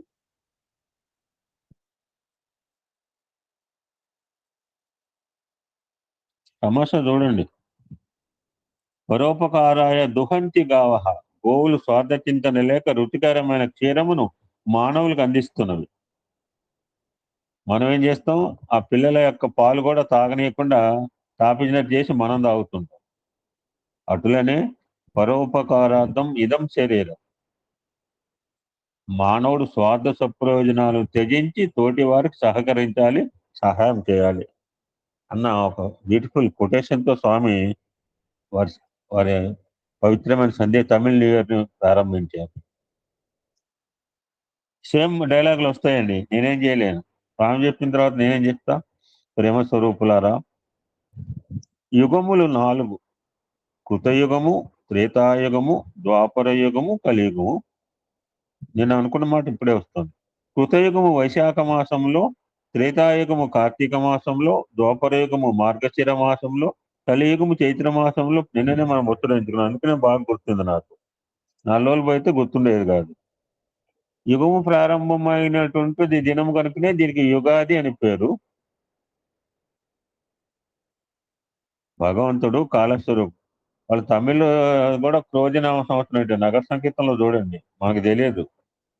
There new year also called Krodhi in Tamil. కాస్త తమిళ్ తెలిసినోడు ఎవడని చెప్పండి. కాలము కాయమును మింగుతున్నది, భగవంతుడు కాలమునే మింగుతున్నాడు. సో కాలమే భగవత్ స్వరూపము. కాలాన్ని ఒక్క క్షణమైనా వ్యర్థం చేరాలి. ఈ టైం గురించి ఒక కొటేషన్ ఉంటుంది, ఎవరైనా చెప్పండి ఫాస్ట్ గా. నాకు టైం వెరీ ఇంపార్టెంట్. టైం గురించి ఒక కొటేషన్ చెప్తున్నా బాల వికాస్ పిల్లలకు, టగటక చెప్పాలా. 4 మాటలు గడిచిన నిమిషం మళ్ళా రాదు, వచ్చే నిమిషం నీది ఇంగ్లీష్ కాదు. లో కావాలి, నాకు తెలుగు రాదమ్మా. Time is god, time is everything, don't waste time, time waste life waste. అయిపోయింది, time waste life waste. Time waste life waste. అయిపోయింది. ఒక్క టైం క్షణంలో వేస్ట్ చెప్పాలి లైఫ్ నాకు, వేస్ట్. ఎందుకంటే అయిపోయింది. ఓకే, నేను గాయత్రి మంత్రం అర్థం చెప్తా. ఓం భూర్భువస్సుః తత్సవితుర్వరేణ్యం భర్గో దేవస్య ధీమహి ధియో యో ప్రచోదయాత్ స్వాహ. ఓం భూర్భువస్సుః తత్సవి. ప్రపంచవ్యాప్తంగా గాయత్రి మంత్రం చేస్తున్నారు ఇప్పుడు. హ్యాపీ న్యూ ఇయర్ అమ్మా. మా పైన అమ్మాయి దేవి వచ్చిందండి హ్యాపీ న్యూ ఇయర్ చెప్పడానికి. Thank you, God bless. ఇప్పుడు ప్రపంచవ్యాప్తంగా విశేషాంతగా గ్లోబల్ గాయత్రి 24 గంటలు నడుస్తుందండి. ఒకళ్ళిద్దరికన్నా తెలుసు అనుకుంటా. రాత్రి 8:30 దాకా ఉంది, పాల్గొనండి. ఎవడు చేస్తున్నాడు కాదు, ఎవడు మంచి పని చేసినా పాల్గొనాలి. మనకి చేయటం చేత కాదు కదా. కా అనగా శుభము సుఖము, లా అనగా అందించుట. కనుక శుభమును సుఖమును అందించినదే కాలము. కాలమునకు ఎట్టి స్వరూపం లేదు కానీ అన్ని గుణములు కాలములో ఇమిడి ఉన్నవి. ఇది జగత్తనే మార్గంలో ప్రయాణం సల్పుతున్నది. జానగా పుట్టుట, గత్తనగా పోవుట. కనుక ఈ ప్రపంచమంతా క్షణ క్షణమునకు మార్పు చెందునదే. ఇందాక సార్ చెప్పారు, మార్పు చెందే దేహంలో మార్పు చెందని దేహం ఉంటాడు. మార్పు చెందే ఈ జగత్తునందు మార్పు చెందని దివ్యత్వం అంతర్భూతమై అవ్యక్తమై నిలిచి ఉన్నది, పాలలో వెనలాగా. అట్టి కాల స్వరూపుడైన పరమాత్మ మన ప్రతి క్షణం టు ఎంజాయ్ ద బ్యూటీ అని చెప్తుంటారు మా సారు. తిన్నా సాయిరామే, పడుకున్నా సాయిరామే, నిద్రపోయినా సాయిరామే, స్నానం చేసిన సాయిరామే అని చెప్తుంటారు ప్రసాద్ మాస్టర్ గారు. ఆయన ఎక్స్పీరియన్స్ చేస్తున్నాం, మనగాడ కుదురుతుంది బాబు. భజనలో కూర్చుని 40 నిమిషాలే మనం రకరకాలుగా బిహేవ్ చేస్తుంటాం. వేదాలు పరమాత్మను కాలాయ నమః, కాలాతీతాయ నమః, కాలదర్పదమనాయ నమః, కాలస్వరూపాయ నమః అని అనేక విధాలు. రాత్రి ఆల్మోస్ట్ 2:30-3 దాకా మెలుకుతూనే ఉన్నా ఇదే ఆలోచనతో. కాలమే దేహం ఏమవుతుందా, నిద్రపోయినా పోవాల్సిందే, నిద్రపోకపోయినా పోవాల్సిందే. అది నాకు మంచిగా అర్థమైంది. తిన్నా పోవాల్సిందే, తినకపోయినా పోవాల్సిందే దేహం. కాలమే లేక జగమే లేదు, జగమే లేక సృష్టి లేదు. సమస్త సృష్టి కాలము నుంచి ఆవిర్భవించుతున్నది. ఈ ఉగాదికి సరి అయిన అర్థం ఏమిటంటే, ఇది కలియుగము ప్రారంభమైన దినము, భగవంతుడు కాలస్వరూపములో ప్రత్యక్షమైన దినము. కానీ దురదృష్టవశాత్తు ఈనాడు మానవుడు కాలం యొక్క ప్రభావం గుర్తించలేక 3 వంతుల కాలమును ఇందాక చెప్పాడు, రోజు మొత్తం మీద ఎన్నిసార్లు చేసి నీకు ఆత్మ సాక్షాత్కారం కావాలా? 24 గంటల్లో 3 నిమిషాలు కూడా మనం టైం స్పేర్ చేయకపోతే సాక్షాత్కారం ఎలా అవుతుందండి బాబు? ఒంటి కాలమే 1000 సంవత్సరాలు తప్ప చేశారు ఆ కాలంలో. కాలం యొక్క ప్రభావం గుర్తించలేక 3 వంతుల కాలమును వ్యర్థం చేసుకుంటున్నాడు. జీవితమున సగపాలు నిద్రకే సరిపోనులే అతి నిద్రాలోలుడు. అద్భుతంగా పాడతారు కృష్ణ పరమాత్మ భీముడి గురించి. కాలమును సార్థకం గావించుకోవడమే నిజమైన సాధన. ప్రాపర్ యూటిలైజేషన్ ఆఫ్ టైం ఈ సాధన అండి. నేను చెప్తున్నాను పిల్లలకి, జీవితం వృధా చేసుకోవడం అంటే వీడి జీవితం వృధా చేసుకున్నాడు అంటే నాకు అర్థం కాల. వీడి జీవితం వృధా చేసుకుంటాడంటే ఎట్లా చెప్తున్నాడు, వీడి దగ్గర మెజర్మెంట్ ఉందా అంటే తర్వాత అర్థమైంది. ఎవడైతే కాలాన్ని వృధా చేసుకున్నాడో వాడు పర్ఫెక్ట్లీ జీవితాన్ని వృధా చేసుకున్నాడు అన్నమాట. కదలని నీరు గడిచిన కాలము, tide and time cannot bring back అండి బాబు. సాధన మళ్ళా స్వామి అదే మాట, ఆత్మ యొక్క నిజమైన సంపత్తి ఇది. మనం ఇంగ్లీష్ లో చెప్పుకున్నాం, సా అంటే ఆత్మ, సోల్. కాలమును సాధన చేసుకున్నప్పుడే ఆత్మ సంపత్తి అది. ఆత్మ సంపత్తి కావాలంటే we must utilize proper utilization of time. ఇది కలియుగము, అశాంతికి నిలయమైనటువంటిది కలియుగము. మానవత్వంలో ఉన్న దివ్యత్వాన్ని మర్చిపోయినటువంటిది కలియుగం. బ్యూటిఫుల్ డెఫినేషన్ ఫర్ కలియుగం అండి. ఎవడని చెప్పాడు ఇంతకుముందు ఇట్లా? ఎవడు చెప్పలేదు నాకు తెలిసి. వాట్ ఈజ్ కలియుగం అంటే మానవత్వంలో ఉన్న దివ్యత్వాన్ని మరచిపోయినట్టు కలియుగం. Fantastic definition. ఇది కలియుగం కాదు, కలహయుగమే. తల్లిదండ్రులకు కలహము, భార్యాభర్తలకు కలహము, అన్నదమ్ములకు కలహము, గురు శిష్యులకు కలహము, అంతా కలహంతో మలినమైనటువంటిది. వృక్షములైనా ఉపకారం చేస్తున్నాయి మానవులకు, పశువులైన వినరా నరుడా. అద్భుతంగా గోవుల గోపంలో పాట మనం చాలాసార్లు ముచ్చరించుకున్నాం. గోవు చూడండి, మనం గడ్డిస్తే గడ్డి తిని పాలు ఇస్తుందండి.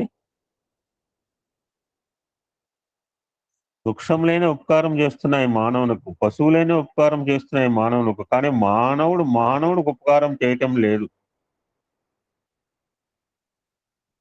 వృక్షాలు బతికినంత కాలము ఫలముల నుంచి తమ జీవితంను సార్థకం గావించుకుంటున్నాయి. చచ్చి కూడా చీల్చి ఇచ్చు తనువు. చచ్చిపోయిన తర్వాత కూడా వృక్షములు వంట చెరుకుగా ఉపయోగపడుతున్నాయి మానవునకు. త్యాగ భావమునకు తరువులే గురువులు. ఏ గురువులు ఎత్తుకోకల్లా.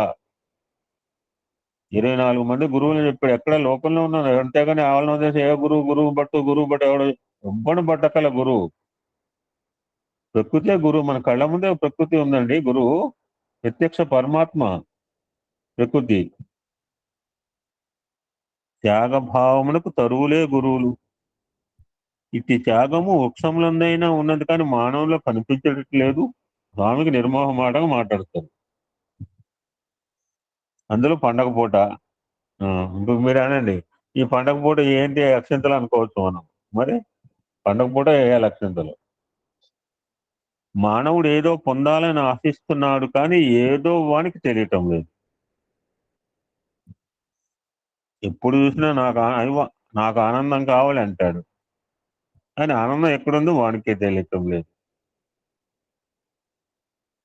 విద్యలో ఆనందం ఉన్నదని భావించి విద్యను అభ్యసిస్తున్నాడు, అని ఆనందం చిక్కటం లేదు. ఆ తర్వాత ఉద్యోగం చిక్కాలని ఆశిస్తున్నాడు, కానీ ఉద్యోగం చిక్కిన తర్వాత కూడా ఆనందం చిక్కటం లేదు. తర్వాత పెళ్లి కావాలని ఆశిస్తున్నాడు, పెళ్ళి అయిన తర్వాత కూడా ఆనందం లేదు. తర్వాత పిల్లల అభివృద్ధిని ఆశిస్తున్నాడు. ఈ విధంగా ఆశలు పెరుగుతున్నాయే కానీ ఆనందం చిక్కటం లేదంటున్నారు స్వామి. చచ్చేంత వరకు మానవుడు ఆనందం కొరకు ప్రాకులాడుతూనే ఉన్నాడు. అయితే అసలు ఆనందం ఎక్కడున్నది? ఆనందం ఎక్కడుందో తెలియకుండా వెతుకుతున్నాడు మానవుడు. అదే గుడ్డితనము. ఆనందం ఎక్కడో వస్తువుల్లోనూ, వ్యక్తుల్లోనూ, విషయాల్లో లేదు. తన హృదయంలోనే ఉన్నది. తానే ఆనంద స్వరూపుడై తిరిగి ఆనందాన్ని వెతకటానికి ప్రయత్నిస్తున్నాడు. ఆ యొక్క లేడీ కనుక వాసన ఎక్కడ వస్తుందని చెప్పి తనలోంచే వస్తుంది పాపం. తన ముక్కు పైన అద్దాలు పెట్టుకొని నా అద్దాలు ఎక్కడా అని మొన్న నాకు జరిగిన ఎగ్జాంపుల్ అండి బాబు. 5 days బ్యాక్ 2 లిఖిత జపాలు రాశాను. తమిళనాడు స్టేట్ ఒకటి, ఏపీ స్టేట్ ఒకటి. అవి లాకర్లు ఎంత భద్రంగా పెట్టుకున్నానంటే అవి ఏమందంటే వెనక పడిపోయినాయి. ఇంకో పుస్తకం అయింది, దానికి జమ చేద్దామంటే 2 పుస్తకాలు కనబడలేదు, మొత్తం ముచ్చమట్లు బట్టినాయి. ఎవరికైనా డబ్బులు పోతే లాటరీలో చెమట పడుతుంది. నాకు 2 లిఖిత జప పుస్తకాలు నా పిచ్చ నాదండి బాబు. నాకు తెలుసు ఎక్కడ బయట పెట్టి, ఎందుకంటే నాకు ఒక బ్యూరో కొనుక్కున్నాను, ఏమన్నా అందులో పెడు. అంటే నాకు తెలియకుండా ఎక్కడ పెట్టని చూస్తే అప్పుడు లాకర్లో వెనకాల పోయినాయండి బాబు. అవి దొరికేటప్పటికి నాకు ఒక ₹1,00,00,000 దొరికినంత ఆనందం కలిగింది. 2 లిఖిత జపాల బుక్కులు దొరికినాను రాసినవి.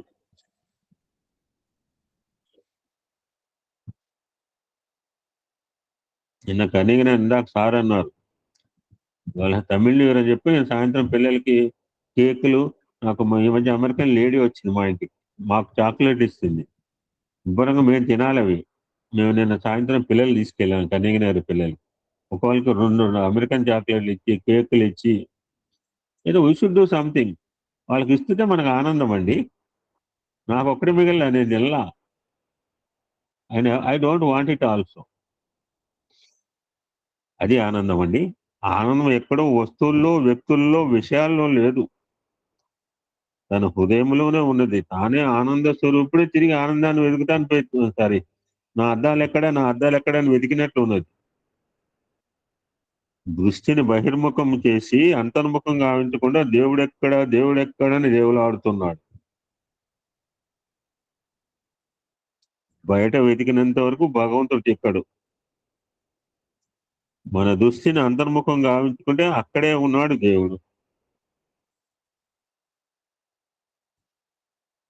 ఫర్ ఎగ్జాంపుల్, ఈ టంబ్లర్ వెండి నుంచి పుట్టింది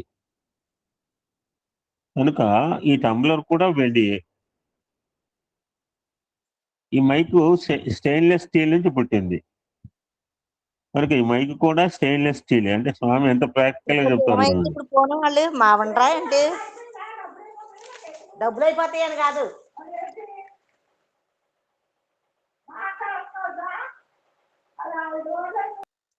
వస్తుంది ఆటో పోదాం. ఈ మైక్ స్టెయిన్లెస్ స్టీల్ నుంచి పుట్టింది కనుక మైక్ కూడా స్టెయిన్లెస్ స్టీలే. మట్టి నుంచి కుండ పుట్టింది కనుక కుండ కూడా మట్టే. మళ్ళీ ఎక్కడికి వస్తారు? అదే రీతిగా బ్రహ్మ నుంచి పుట్టాడు మానవుడు కనుక మానవుడు కూడా బ్రహ్మమే. దీన్ని పురస్కరించుకుని ఎవరని చెప్పండి, ఒక శ్లోకం ఉంటుంది. పూర్ణమద పూర్ణమిదం పూర్ణాత్ పూర్ణముదచ్యతే పూర్ణస్య పూర్ణమాదాయ పూర్ణమేవ అవశిష్యతే. పూర్ణమద స్పిరిచువాలిటీ కంపేర్డ్ విత్ ఓల్డ్ అంటే మన చాలాసార్లు సైన్స్ సీతో చెప్పుకున్నాం, అందుకని చెప్పాము.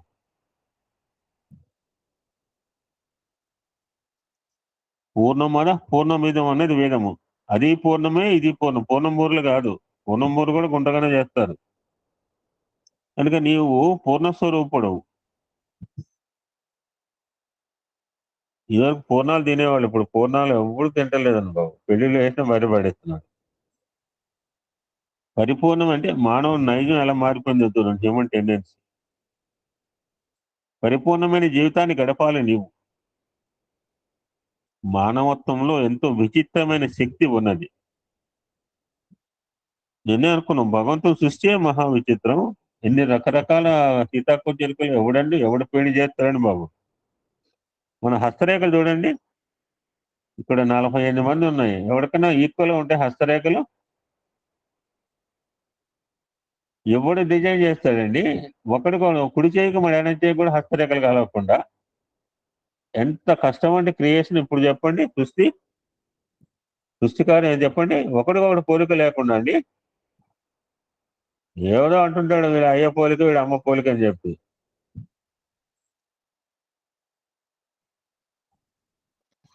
మానవత్వంలో ఎంతో విచిత్రమైన శక్తి ఉన్నది. భగవంతుడు సృష్టియే మహా విచిత్రం. ఒక మానవుని వలె మరొకడు లేడు. ఒక స్వామి థ్యాంక్ యూ స్వామి, భలే మాటలు చెప్పి నేను చూడలేదు ఆయన స్వామి ఈ మాటలు చెప్తారని చెప్పి. మనం కనుక సత్సంగంలో తాదాత్యం అయితే ఇలానే మాటలు వస్తాయని గుర్తుపెట్టుకోండి. ఇది ప్రాక్టికల్ చెప్తున్నాను మీకు. You must merge in the satsang. ఏదో లిప్స్ తో మాట్లాడితే అలానే ఉంటుందండి బాబు.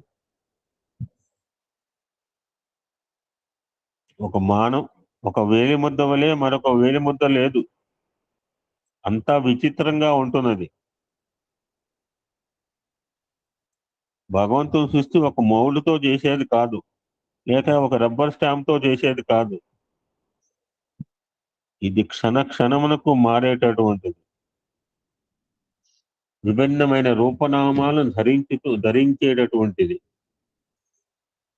ఫర్ ఎగ్జాంపుల్ నాకు సుందరం ట్విన్స్ ఉన్నారు మా కళ్ళ ముందే. మై డీరెస్ట్ అంకుల్ అంటాడు. ఎంత ప్రేమగా బాబు, ఎంత ప్రేమగా నేను ఎవడు వెళ్ళాడు. ఇప్పుడు Vishnupriya uncle how are you, how is your health అని అడుగుతాను ఆ రూమ్ లో పోయినందుకు. ఈ ఆస్కింగ్ మై హెల్త్ అన్నాను. నా ఆరోగ్యం గురించి అడిగిన వాడు ఇవ్వలేదు. నా పెళ్ళం అడగట్లేదు, నా కొడుకు నా కూతురే అడగలేదు. హౌ ఈజ్ అంకుల్ అని అడుగుతుంటే రోజు హెల్త్, అంకుల్ హెల్త్ ఎలా ఉంది, ఆ అమ్మాయికి ఏంటంటే నా హెల్త్ ఎలా ఉంటే. ఇందాక ఎల్ఎస్పీ గారు అడిగారు. Thank you brother. కవల పిల్లల ఎందుకు కూడా ఏదో వ్యత్యాసం ఉండే తీరుతుంది. ఇంత విచిత్రమైందండి భగవత్ సృష్టి. అలాంటి సృష్టిని మనం సద్వినియోగం చేసుకోవాలంటున్నాడు. మానవ సేవే మాధవ సేవ. ప్రతి మానవునిందు మాధవుడు ఉంటున్నాడు. ఈశ్వర సర్వభూతున్నాం కనుక ఎవరికి సేవ చేసినా ఈశ్వరునికి సేవ చేసినట్లే. ఆమె కంక్లూడ్ చేస్తున్నారు తన మెసేజ్.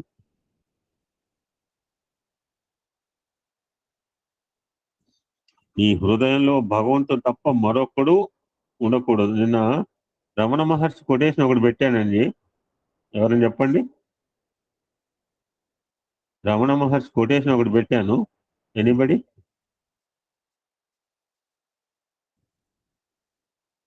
Yesterday it self. ఒక ఆవిడ చూసింది కూడా వెంటనే. మనకట ఈశ్వర తపన లేక వేరే తపన, ఈశ్వర తపన లేకుండా వేరే తపన లేకుండా ఉంటేట ఈశ్వరు పరిగెత్తుకొస్తాడు మన గురించి.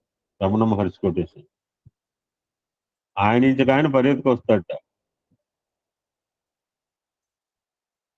ఈ హృదయంలో భగవంతుడు తప్ప మరొకడు ఉండకూడదు.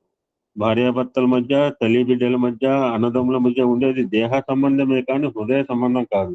ఇప్పుడు మా బ్రదర్ వస్తున్నాడు ఎల్లుండి. He came from Australia, now at Bombay. ఈ ప్లానింగ్ తో గో టు లార్డ్ వెంకటేశ్వర. అంటే ఈ ఏం కాదు, బాలాజీ దర్శనం ఇప్పుడు అర్థమైంది నాకు. దేవదర్శనం అంత సులభం కాదని ప్రత్యక్షంగా అర్థమైంది నాకు. లక్షల చేతిలో ఉన్నాయి మాకు. But we can't get Balaji దర్శనం ఆన్ ఫ్రైడే. పెళ్లికి ముందు భార్య ఎవరు, భర్త ఎవరు? పుట్టక ముందు తల్లి ఎవరు, కొడుకు ఎవరు? ఈ సంబంధాలన్నీ మధ్యలో వచ్చి మధ్యలో పోనవే.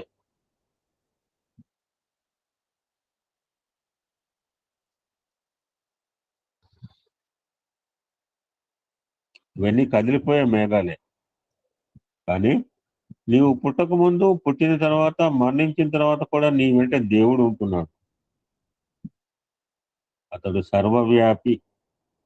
ఇట్టి నిత్య సత్యమైన దైవాన్ని విశ్వసించాలి అని స్వామి బ్రీఫ్ సత్సంగం ఒక తమిళ న్యూ ఇయర్ సందర్భంలో ఇవ్వటం జరిగిందండి.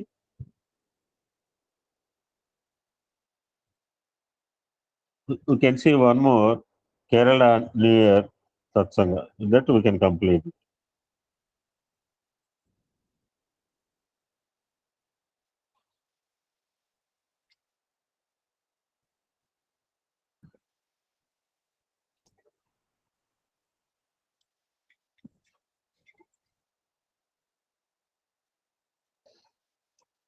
ఒక కేరళ సందర్భంగా ఆల్మోస్ట్ రెండు same day, Tamil new year and Kerala. Today wish you also.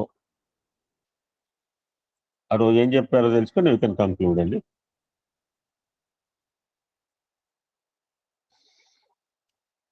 చేత చక్రము పట్టకపోయినా భూచక్రము తిప్పుతున్న విష్ణువు నీవు. స్వామి. త్రిశూలము దాల్చని త్రికాలజ్ఞ త్రినేత్రుడు మహేశ్వరుడు స్వామి. జ్ఞాన సరస్వతిని గుప్తముగా లోన నిలుపుకున్న సాక్షాత్ బ్రహ్మవు స్వామి. కోదండము లేని కోదండ రాముడవు, సికిపించము ధరించిన మురళీధరుడవు, సిక్కులకు గురువైన గురునానకుడవు, శిలువలేని విలువగల యేసు ప్రభువు, చల్లని చూపుల సర్వాత్ముడు అల్లావు, బుద్ధులు నెరిపే బుద్ధ భగవానుడవు, అవతారాలన్నింటి వెలుగులు నిండిన ఆత్మరూపుడవు, అందరి గుండెల్లో ఉంటూ అందరికీ అందుబాటులో ఉంటున్న వాడవు, విద్యా వైద్య దాహాత్తులకు ఆర్తత్రాణ పరాయణుడవు, సనాతన ధర్మాన్ని అధునాతనంగా ఆవిష్కరిస్తున్న ఆచార్యుడవు, భూత భవిష్యత్ వర్తమానాలను గెలిచిన కాలస్వరూపుడవు, కాలాతీతుడవు, అన్ని మతాల మమతలకు అధినాథుడవు, ప్రేమస్వరూపుడవు. It's also beautiful kavita by one greatest personality. ఇది కూడా కాలానికి రిలేటెడ్. ఈ పర్వదినాలు మనకేం నేర్పుతాయి? Lesson to all of us. ప్రతి పర్వదినం మనకు లెసన్ నేర్పుతుంది. అది అనుకునే పశుపక్ష అవి చేసుకున్నాం భక్ష్యాలు చేసుకున్నాం భోజ్యాలు చేసుకున్నాం ఎప్పుడు తింటూనే ఉంటాం. 30 365. ఒక కేరళ రోజు ఇది చెప్తున్నారు స్వామి, సమ్యక్ దృష్టిని అలవర్చుకోండి అంటున్నారు. ఈ సమ్యక్ దృష్టి అనగానే దీంతో పాటు ఇంకో 3 4 ఉంటాయి. ఎవరని చెప్పండి టక్కటక. టైమ్ ఈ రన్నింగ్ అవే ప్లీజ్. సమ్యక్ దృష్టితో పాటు 4 5 ఉంటాయి. ఇంకా ఎన్నోసార్లు అనుకున్నాం మనం. సమ్యక్ వాక్కు, సమ్యక్ చింతన, సమ్యక్ పాలన అనుకుంటా సార్. Okay, very nice. 2 చెప్పారు. సమ్యక్ ఆలోచన, సమ్యక్ కర్మ. అదే be good do good see good అంటారు. ఇంకోసారి చెప్తుంటారు. ఒక్కోసారి ఒక రకం కింద తన్ని పడేసినా ఒకటే, పడేసి తన్నా ఒకటే sir. Hear now will hear what is good, see now will see what is think now. అక్కడ స్వామి అనిల్ కుమార్ గారు చెప్తుంటారు అనమాట. అటువంటిది ఈ పండుగ రోజు మస్ట్ డెవలప్. ఇది దృష్టి చాలా ఇంపార్టెంట్. ఎంతసేపు వీళ్ళు క్రిటిసైజ్ సృష్టి గురించి, అరే బాగలేదే, నా దృష్టి బాగుంది కనుక వైజాగ్ బాగుంది, అమలాపురం అనకాపల్లి బాగుంది, అవన్నీ మీ ఊళ్ళు బాగున్నాయి సార్.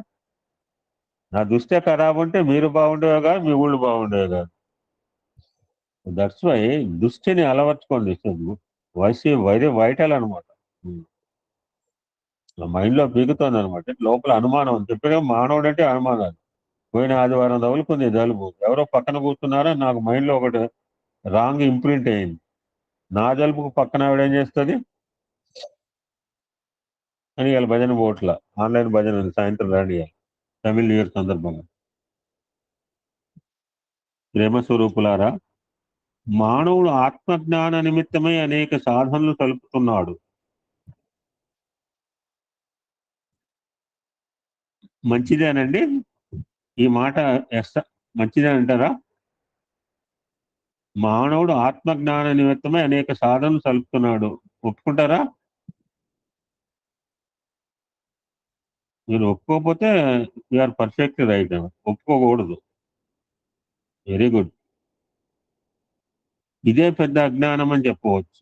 మీ తలకాయ ఊపింటే మాత్రం బాగుండేది కదా. తలకాయ ఊపలేదు మీరు ఎవరు కూడా. ఎన్ని సాధనలు కలిపినప్పటికీ, ఎందరు గురువులు దర్శించినప్పటికీ, ఎన్ని గ్రంథాలు చదివినప్పటికీ తనను తాను గుర్తించుకోలేని వాడు ఈ జ్ఞానమును పొందలేడు. బుద్ధుడు కూడా ఆత్మజ్ఞానమును పొందగోరి అనేక సాధనలు కలిపాడు, అనేక మంది గురువులను ఆశ్రయించాడు, తీర్థయాత్రలు జరిపాడు. కానీ అతనికి ఏమాత్రమూ తృప్తి కలగలేదు.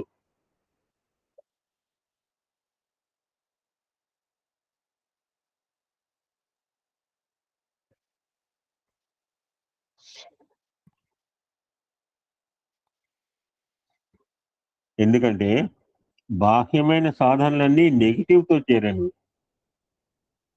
ఈ ఆత్మ జ్ఞానం అందించలేవు. ఆత్మ జ్ఞానం కావాలంటే మానవుడు మొట్టమొదటి భగవంతుడు తనకు అనుగ్రహించిన పంచేంద్రియాలను సద్వినియోగం అది దట్స్ స్వామి సే సమ్యక్ దృష్టి. శబ్దస్పర్శ రూప రస గంధాలను అది 5 జ్ఞానేంద్రియాలను కంట్రోల్లో పెట్టుకోమని చెప్తున్నాం. కనుకనే బుద్ధుడు ప్రారంభంలో సమ్యక్ దృష్టిని అలవర్చుకోమని బోధించాడు. సమ్యక్ దృష్టి అనగా పవిత్రమైన హృదయ దృష్టి. బాహ్య దృష్టి నెగిటివ్, హృదయ దృష్టి పాజిటివ్.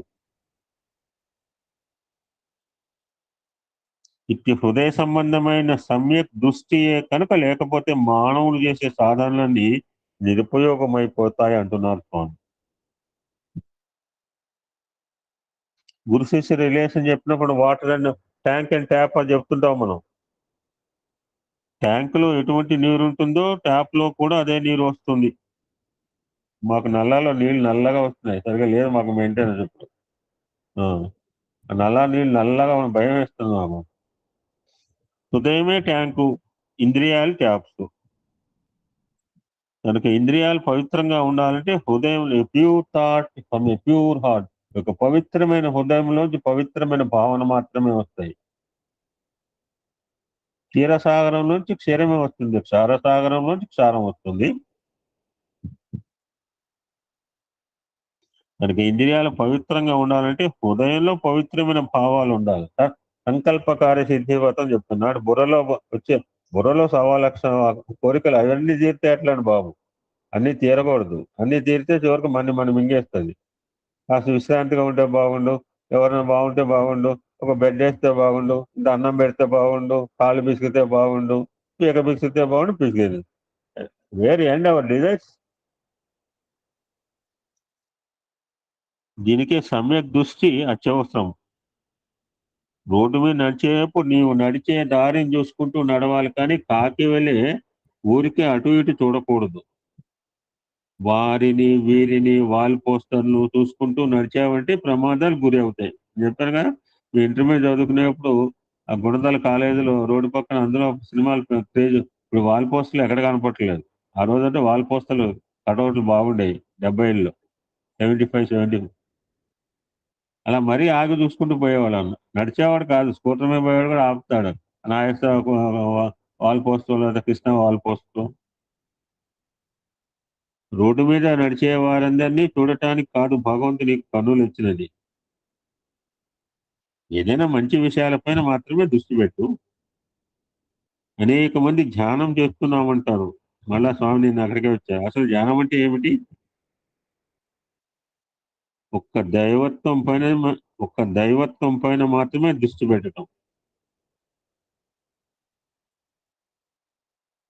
మెడిటేట్ ఆన్ డివినిటీ సూక్ష్మంలో చెప్పారండి. Meditate on divinity is called ధ్యానం. రమణ మహర్షి రాత్రిపూట మిద్దె పైన కూర్చుని ఒకే నక్షత్రం దృష్టి నిలిపేవాట. ఈ విధంగా అతను ఏకాగ్ర దృష్టిని అలవర్చుకున్నాడు. ఇదే విధంగా మన దృష్టిని పవిత్రమైన దైవ సంబంధమైన విషయాలపై మాత్రమే పెట్టాలి. దట్ ఈస్ కాల్డ్ సమ్యక్ దృష్టి. సమ్యక్ దృష్టి వలన హృదయంలో సమ్యక్ భావాలు కలుగుతాయి. ఇందాక ఆదిత్య గారు చెప్పినంత స్వామి ఆయనే చెప్తారు చెప్పకుండా. మళ్ళా సమ్యక్ దృష్టి వలన హృదయంలో సమ్యక్ భావాలు కలుగుతాయి. సమ్యక్ భావాల వలన సమ్యక్ వాక్కు వెలువడుతుంది. హృదయం నుంచి వచ్చే వాక్యే సమ్యక్ వాక్కు, కేవలము నోటి నుంచి వచ్చేది కాదు. పనికిమాలిన మాటలతో కాలమును వ్యర్థం చేయకూడదు. ఇతరుల సంసార విషయాలు మనకు అనవసరం. అనేక మంది ఎప్పుడు చూసినా ఇతరుల గురించి మాట్లాడుతూ కాలం, ఇద్దరు కూర్చున్నారంటే వాళ్ళ గురించి మాట్లాడుకోరు, మూడవ వ్యక్తి గురించి. ఇతరుల గురించి చింతించడం వలన నీకు వచ్చే ఫలితం ఏమిటి? నీలో కూడా అశాంతి బయలుదేరుతుంది, నీ హృదయం కూడా మాలిన్యమైపోతుంది. నువ్వు సమ్యక్ వాక్కుతో పాటు సమ్యక్ శ్రవణం కూడా అత్యవసరం. మీరు 1400 రోజులు బట్టి రోజు 2 గంటలు వింటున్నారు తనివి తీరా. కేవలం పవిత్రమైన విషయములను తప్ప ఇతరుల దోషములను గూర్చి, ఇతరుల కష్ట నష్టం గూర్చి శ్రవణం చేయవద్దు. నీకు చేతనైతే బాధల్లో ఉన్నవారు తగిన సహాయం చేయి, అంతేగాని ఇతరుల చింతను నీ హృదయంలో చేర్చుకోకూడదు. అందుకనే ఎవరు చెప్తుంటాం, ఎవరిని కలగనే లిస్టు తీస్తా ఉంటాం. మన సుధాకర్ గారే ఎల్లుండి వస్తారు సార్. ఎవరు కనపడితే ముందు పెద్ద లిస్ట్ తీస్తా ఉంటా. ఇంకేంటి మాట్లాడేది ఎదుటోడు. హృదయం చాలా సూక్ష్మమైనది. ఏది చూస్తాము, ఏది వింటాము, ఏది మాట్లాడతాము, అవన్నీ హృదయంలో ప్రింట్ అయిపోతాయి. నేను ఒక ఆయన చెప్పాడు, లాంగ్వేజ్ బాగాలేదు పెట్టలేదు. నాకు 256 GB 300 GB అంటట. 2 lakhs GB brain, భగవంతు ఇచ్చిన బ్రెయిన్. కొంచెం లాంగ్వేజ్ బాగలేదు, మంచి పెద్ద పర్సనాలిటీ డెవలప్మెంట్ చాలా బాగుంది, కానీ డిలీట్ చేసిన. నా ఫోన్లో 250 GB ఉంది, 300, మనకు బుర్రలో 2 lakhs GB ఉందిట. కనుక హృదయంలో చెడుకు ఏమాత్రమో అవకాశం ఇవ్వద్దు. దయతో కూడిందే హృదయం. కనుక నీ హృదయాన్ని దయతో నింపుకో. అప్పుడే నీ దృష్టి సమ్యక్ దృష్టిగాను, నీ వాక్కు సమ్యక్ వాక్, నీ కర్మలు సమ్యక్ కర్మలుగాను రూపొందుతాయి. నీ దృష్టి కానీ, నీ వాక్కు కానీ, నీ కర్మలు కానీ హృదయం నుంచి ఆవిర్భవిస్తున్నాయా లేదా అని పరీక్ష చేసుకో.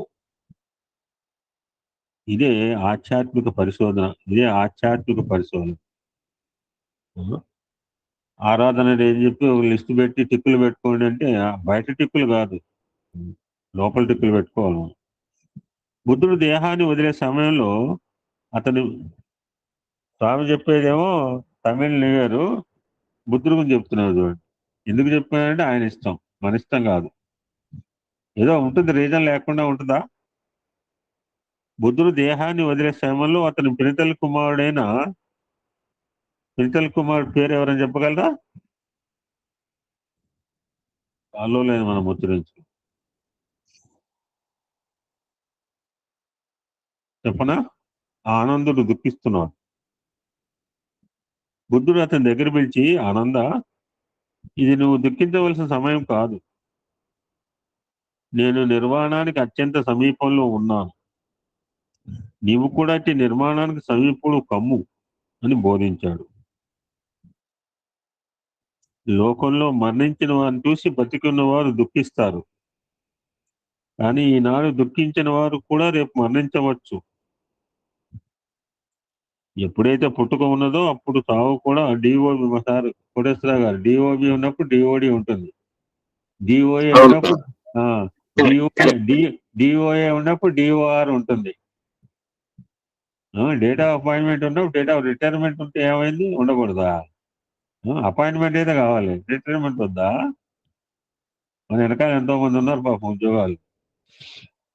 So DOB, DOD, DOA, DOR is are common లౌకిక ప్రపంచం. మన కళ్ళ ముందే కనపడుతున్నారు. అనిల్ కుమార్ గారు పోయారు, మనం బాగుంటే ఎట్లా నడుస్తారా సార్? మనకు మళ్ళీ మంచి ఎగ్జాంపుల్ చెప్పారు. ఇది స్వామి సంగతి దేవుడు ఎరగగానే ఇప్పుడు అనిల్ కుమార్ గారే, ఆయనే పోయాడు, మనం బాగు. ఆయన శాశ్వతమా? ఎప్పుడైతే పుట్టుక ఉన్నదో అప్పుడు చావు కూడా తప్పదు. పుట్టుక చావు లేనట్టి వాడు పురుషోత్తముడప్పుడే. చావు పుట్టుకలు లేనట్టి శాశ్వతుండు, ఆది మధ్యాంతరహితుడు అనాది వాడు. ఎన్నిసార్లు చెప్పారు సార్ ఈ మాట? తాను చావక పుట్టక చంపబడక అంతటను సర్వసాక్షి అయి వెలుగుతుండు. సార్ నోటులో ఎన్నో సార్లు ఉన్నాయి కొంచెం. ఇది ఒక దైవత్వాన్ని తప్ప సామాన్య మానత్వానికి చావు పుట్టుకలు రెండు సహజమైంది. ఆత్మ శాశ్వతమైంది. దేహం మరణించిన ఆత్మ మరణించదు. ఇది శాశ్వతమైన ఆత్మత్వాన్ని మనం ఆధారం చేసుకోవాలి. మూడు పదాలు చాలాసార్లు వచ్చినాయండి, మనం మర్చిపోయినా స్వామి రిమైండ్ చేస్తున్నారు. There are 3 English words, looks like same but meaning is different. Try to understand at least now onward. మూడు ఒక రకం చాలాసార్లు చెప్పారు స్వామి. ఎన్నిసార్లు చెప్పినా మనకు డౌటే, ఎందుకంటే మనం సరిగా ఎక్కించాం బుర్రలోకి. దేహంలో ఉన్న ఆత్మను కాన్షియన్స్ అంటారు. సర్వత్రా ఉన్న దివ్యమైన చైతన్యాన్ని కాన్షియస్నెస్.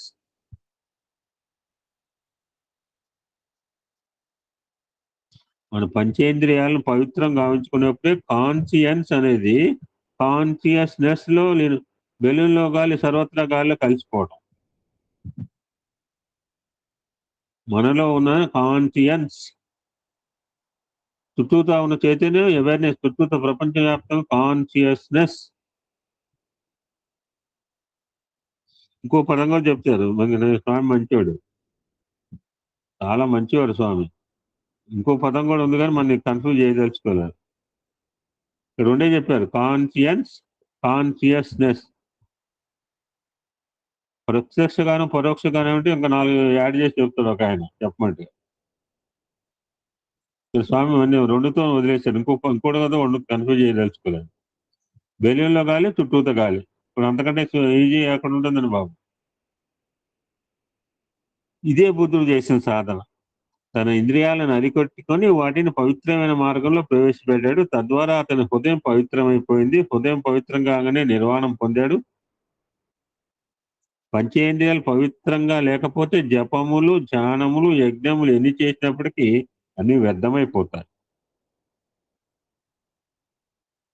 గుట్టలు గుట్టలు బూడిద వచ్చింది, టిన్నెలకు డబ్బాలు వచ్చినాయట విక్రమాదిత్య పోతుంటే. ఇన్ని రోజులు పెడుతుంటే ఈయనకి ఎందుకు? ఆయన టిన్నుల డబ్బాల మీద దృష్టి పెట్టాడు, టన్నుల కొద్ది ఈ యొక్క ఫైర్వుడ్ మీద దృష్టి పెట్టాడు. యజ్ఞం మీద దృష్టి లేదు. ఈ బాహ్యమైన ప్రాకృతమైన సాధనలన్నీ నెగిటివ్ సంబంధించినవి, హృదయమే పాజిటివ్.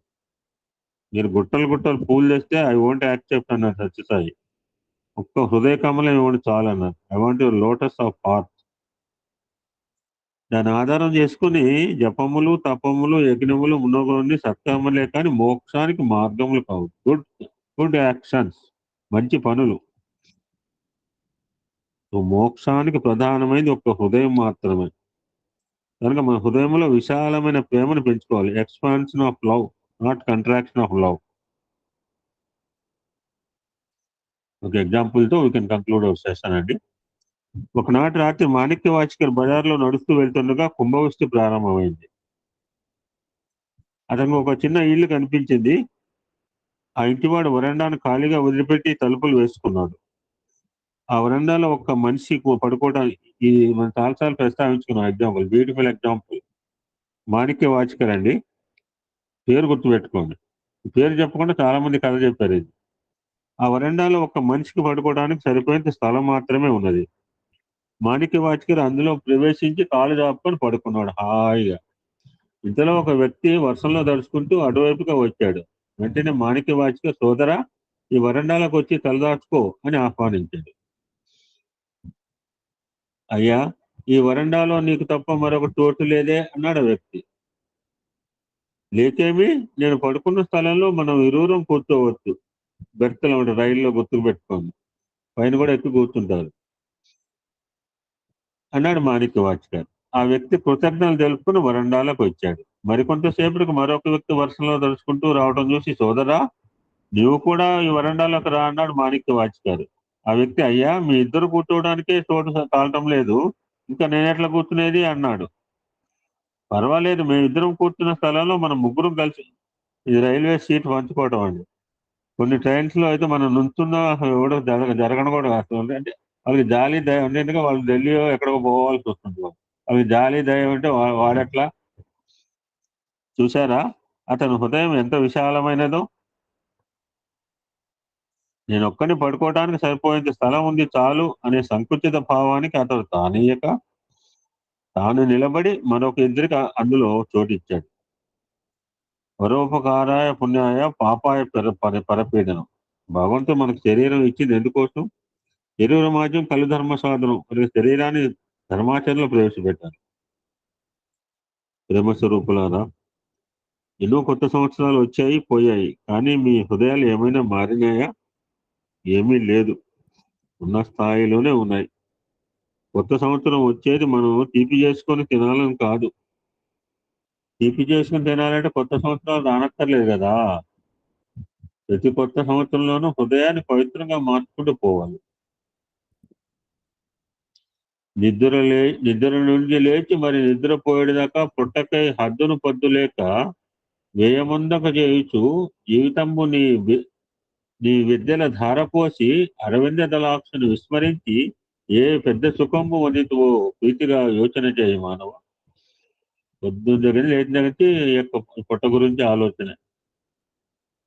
తెల్లవారు లేచిన మొదలు రాత్రి 12 వరకు తింటున్నారు, తిరుగుతున్నారు. ఇదే నా జీవితం లక్ష్యం. What is the purpose of life?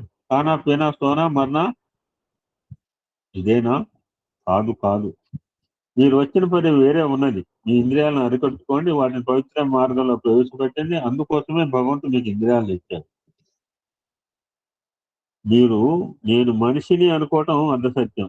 నేను చాలాసార్లు చెప్తాను. హూ ఆర్ యూ అంటే ఐఎమ్ మ్యాన్ అంటే స్వామి హాఫ్ మార్క్ వేసేట. అదేం స్వామి హాఫ్ మార్క్ వేసా 1కు 1 వేయాలంటే వేయను అన్నాడు స్వామి.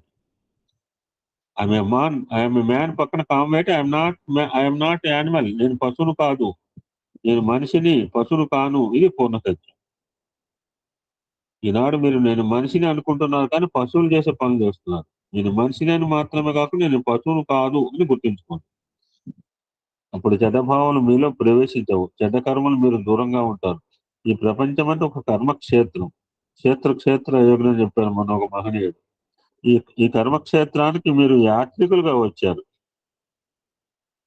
కనుక మీ యాత్రను సఫలం చేసుకోండి.